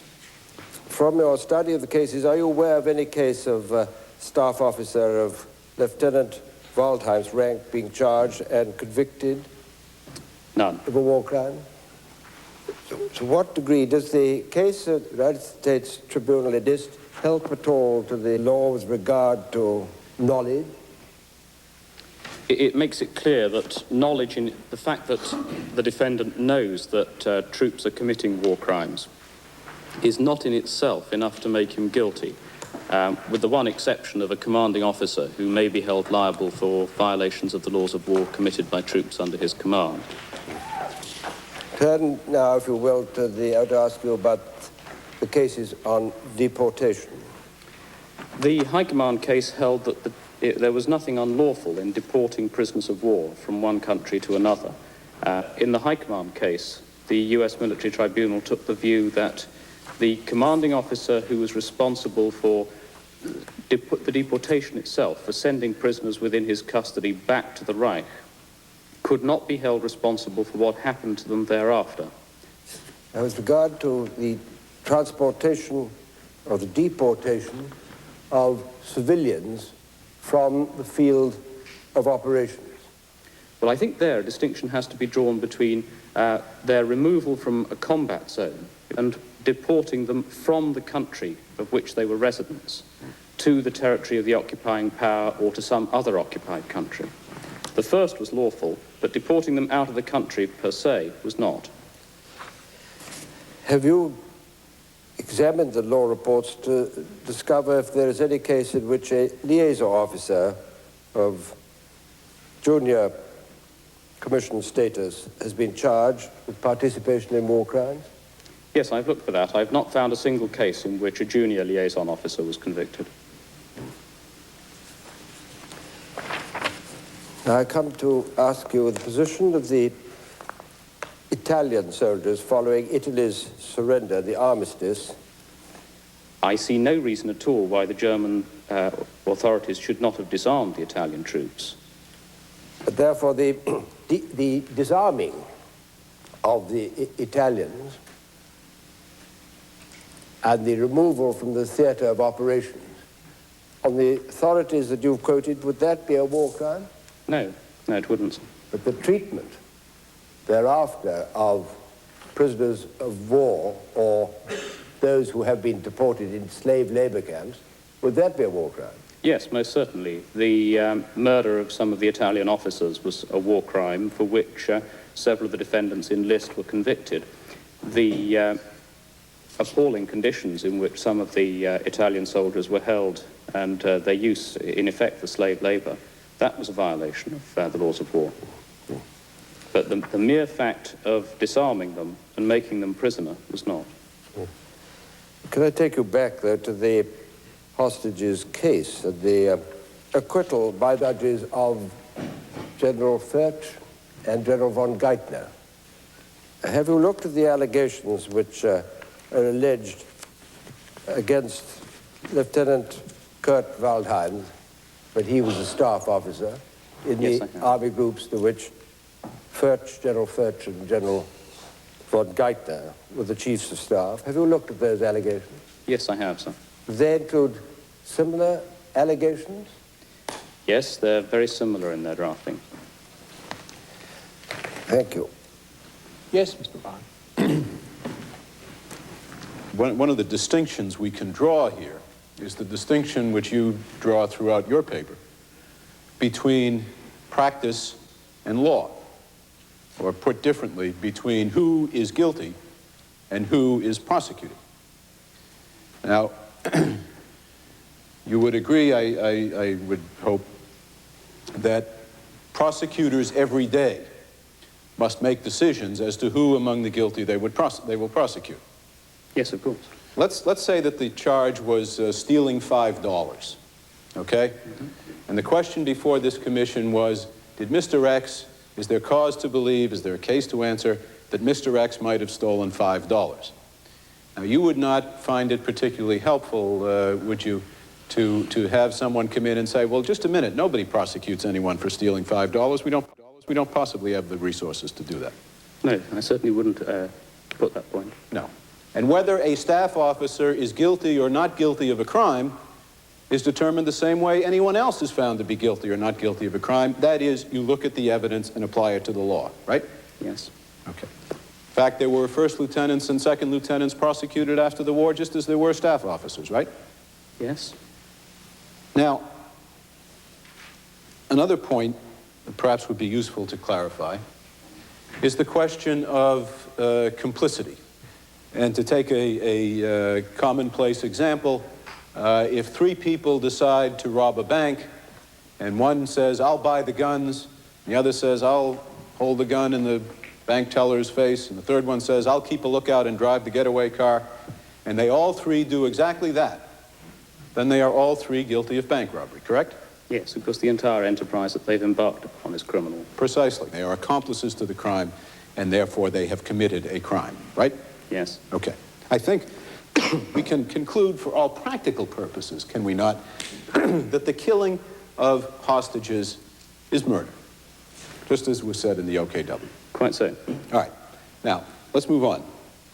And I take it it's clear that the commando order is manifestly unlawful, and it has been so held in Oh, undoubtedly so, yeah. yes. Certainly, somebody who ordered the execution of prisoners of war under the terms of the commando order would have no defense based on superior orders. And somebody who carried it out would have no defense either, would they? No. And in fact, the point that you raise is the case of the two chiefs of staff who were acquitted. It certainly did not say that a chief of staff could never be guilty. No, it didn't. And in fact, as you've pointed out, staff officers all over the place, including chiefs of staff, have been convicted regularly by post-war military tribunals. Yes. All right. Evacuation of civilians from a battlefield to a rear area, however lawful the purpose may be, can be a crime if those civilians are crammed so tightly into cattle cars they can't move and are sent off for days without food and water. It's not that the transport of the civilians in itself is unlawful. The conditions in which they are deported can amount to an offence in its own right. I accept the point. It's not a difference without any significance, because the officer responsible for the transport may not have any control over the conditions in which that transportation takes place. Thank you. Nothing further, Mr. Chairman. Thank you very much, Mr. Greenwood. Mr. Ryan and Lord Rawlinson, that concludes the evidence which the Commission proposes to call. Before the judges render their decision, both the presenting and the challenging counsel will give their closing statements. Yes, Mr. Ryan. Mr. Chairman, honorable members of this commission, in 1942, he was a liaison officer to the Pusteria Division when innocent hostages were shot at Plevia and Kanice. He was then the chief assistant to the transport officer in the Kozara Mountains, and later he was the transport officer when thousands of civilians were brutally deported. In 1943, with the German General Staff in Athens, he was the only assistant to the operations officer when German soldiers carried out the massacres at Komeno and reprisal killings at Levadia and many other places, and when tens of thousands of Italian prisoners were deported under inhumane conditions, some to slave labor. In 1944, he was the third-ranking intelligence officer of an Army group staff which oversaw the torture of commandos and turned some over to the SD for certain death, and which coordinated the deportation of the Jews of the Greek islands. All of this is established by the evidence. The acts that I have cited are without doubt criminal under the Hague and Geneva Conventions, as the judgment at Nuremberg demonstrates, despite the attempts of Nazis to disguise them with words like cleansing operation, special treatment, and evacuation. This hearing has put to rest any claim that Kurt Waldheim did not know of these crimes. The offices he held were in the thick of them. His initials are all over the evidence. Kurt Waldheim's knowledge is not by itself a crime. The office that he held is not, by itself, a crime. But neither is his age, nor his lieutenant's insignia, nor his lack of command authority a defense. Nor can it be a defense that other staff officers were acquitted on other evidence in other cases. If Kurt Waldheim had been a lieutenant commanding a rifle company on the Eastern Front, or if he had been the intelligence officer for a tank division in North Africa, we would not be here. But he was not that. At Plevia, at Kanice, in the Khazara Mountains, in Athens, in Salonika, he was the lieutenant on whom the colonels depended to help them carry out the criminal orders that the generals issued to execute the will of the Führer. Waldheim did not thrust the bayonet into the back of Alejandros Malios' 7 brothers and sisters at Komeno. He did not push Perla Susi onto the boat at Corfu for her voyage to hell at Auschwitz. He did not crack the rubber truncheon on the neck of that courageous man, Charles Blewett of South Africa. Kurt Waldheim did none of these things. That was not his job. His job was to assist the colonels and generals who ordered and authorized the privates and the sergeants. Are we to say that the generals are responsible and the soldiers are responsible, but the lieutenants and colonels who acted between them are not? This commission must render its decision on the evidence and the law, nothing else.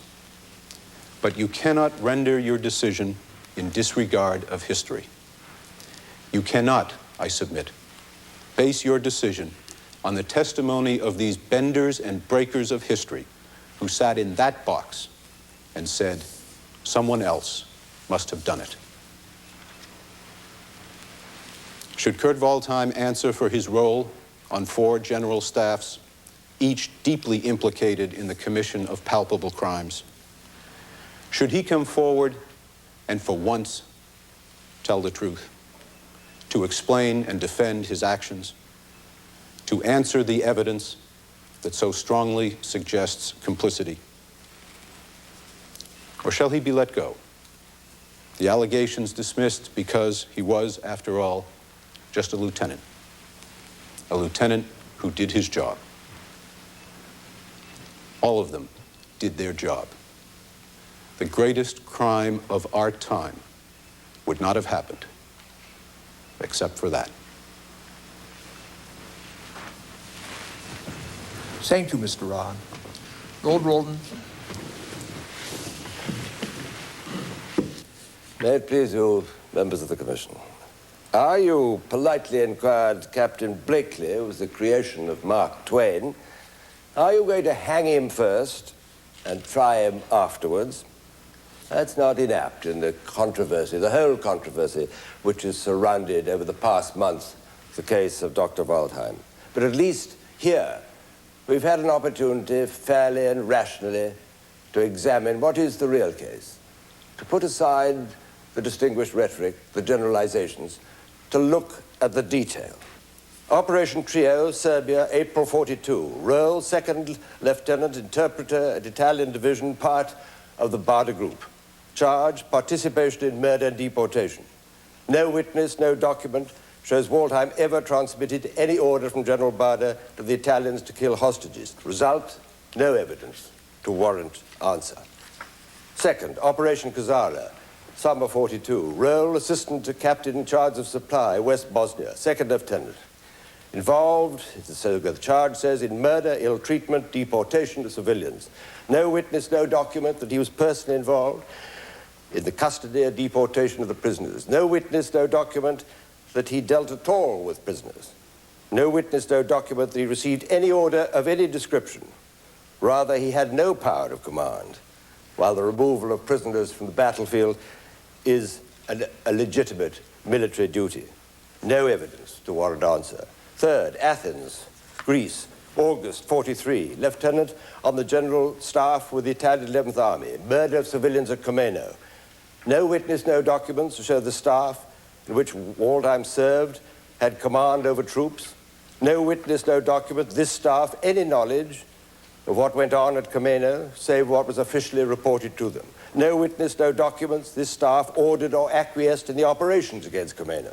No witness, no documents, this staff connived at a cover-up by the 98th Regiment of the 1st Mountain Division.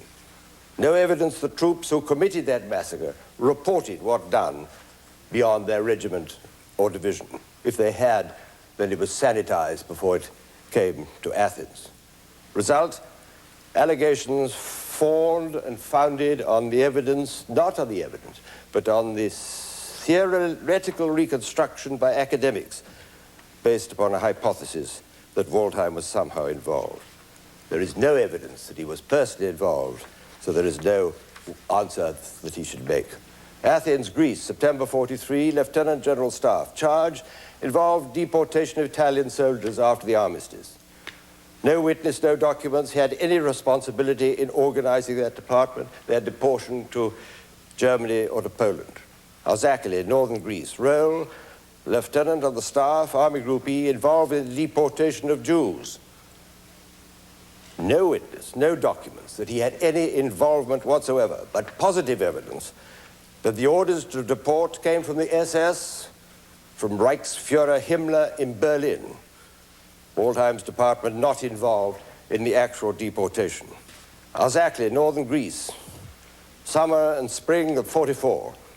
Charge involved in the maltreatment and transfer to SD for execution of commando prisoners. No witness, no document. Waldheim ever interrogated. No witness, no document. He ever communicated over anyone about the transfer of the prisoners. No evidence, no witnesses that he communicated any order.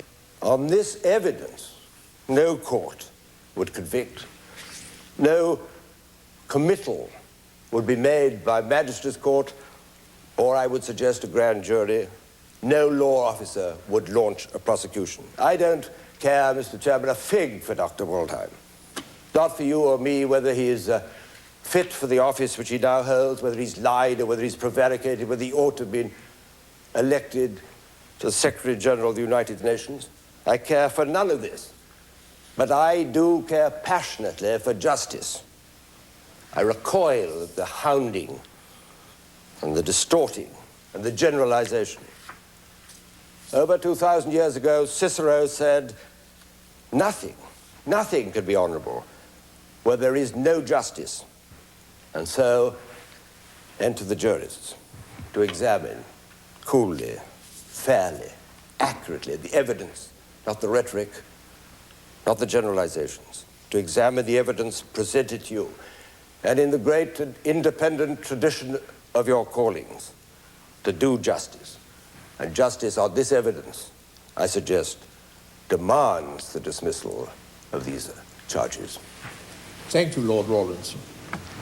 The Commission will now adjourn to consider its decision. All rise.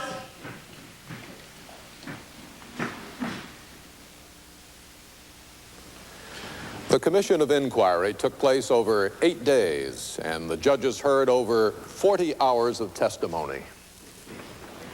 The judgment, which you will hear shortly, has been considered over the past 6 weeks.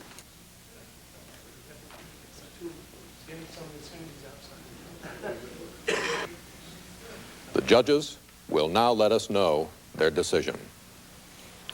Between 1941 and 1945, members of the German army in Greece and Yugoslavia murdered thousands of civilians and partisans, deported to slave labor civilians and disarmed Italians, wantonly destroyed towns and villages, persecuted Jews, and deported thousands of them to death camps.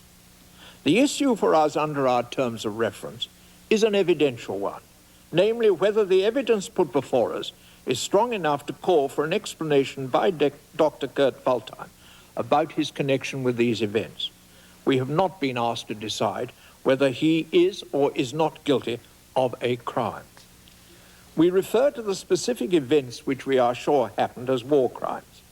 Dr. Waldheim could only be guilty if he were proved to have knowingly helped by some active involvement those who in fact committed them. A person actively involved would include one who had a duty and a power to prevent a crime, but who failed to intervene.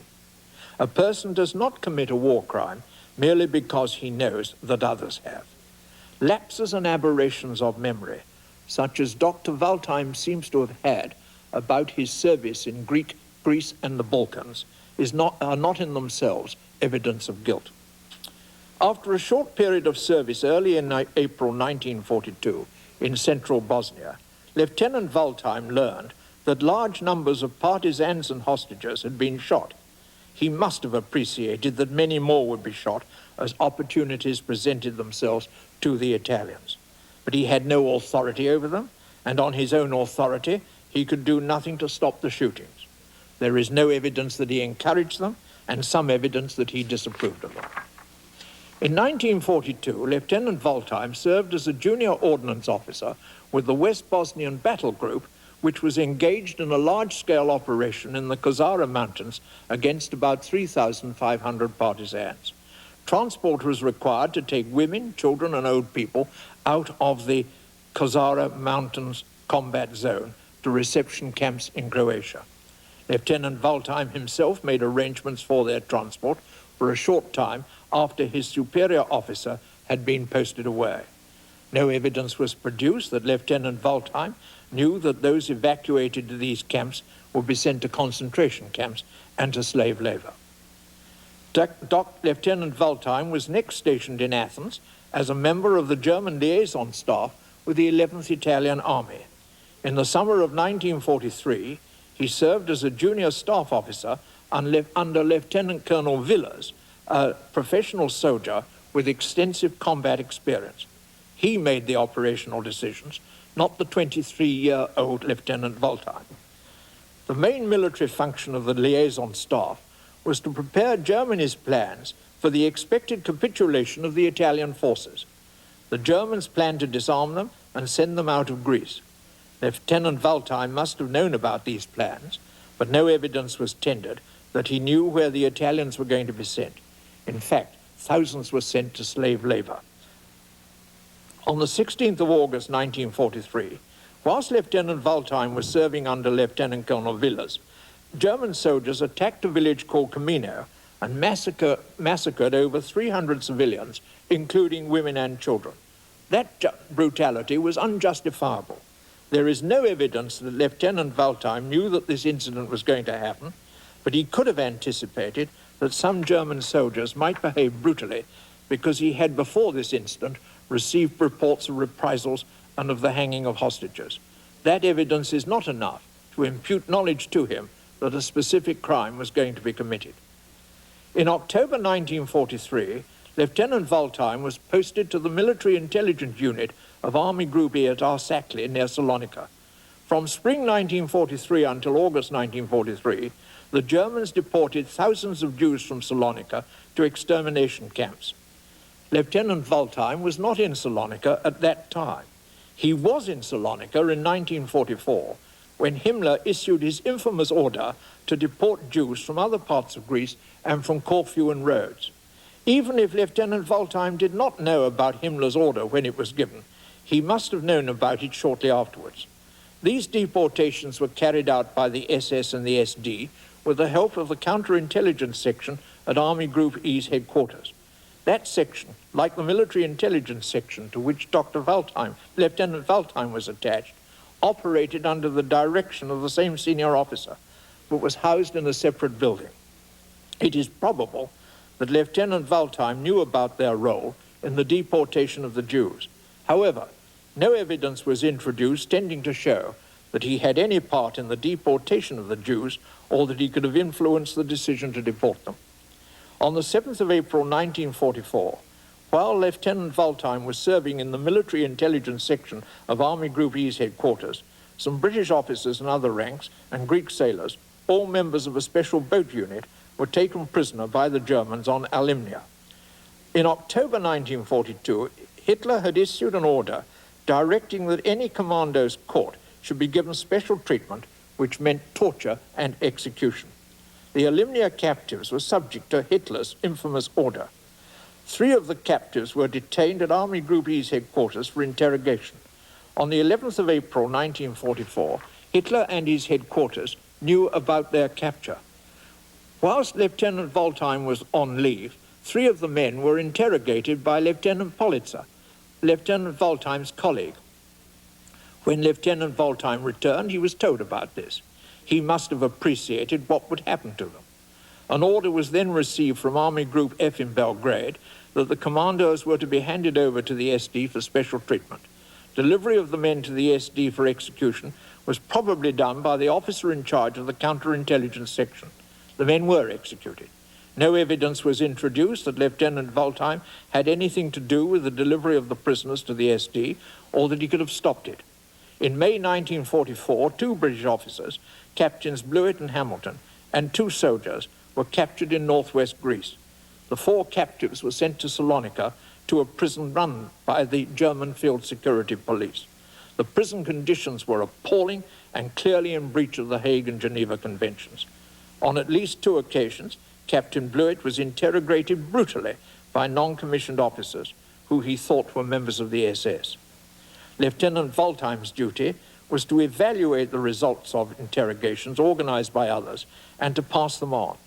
The most that can be said is that he knew the results of the interrogations and he may have known about the brutal circumstances under which they were conducted. We have no evidence that Lieutenant Waldheim authorized or directly influenced or participated in the violations of the Hague and Geneva Conventions which occurred in that prison. We conclude unanimously that the evidence which has been put before us is not enough to make it probable that Lieutenant Waldheim committed any of the war crimes alleged against him in this inquiry. All rise. And so the Commission of Inquiry comes to an end. There have been no actors, no script. You have seen real witnesses, real lawyers, and have heard the considered opinion of 5 experienced and eminent judges. Waldheim, a controversial figure, a controversial case. For HBO, I'm Morton Dean.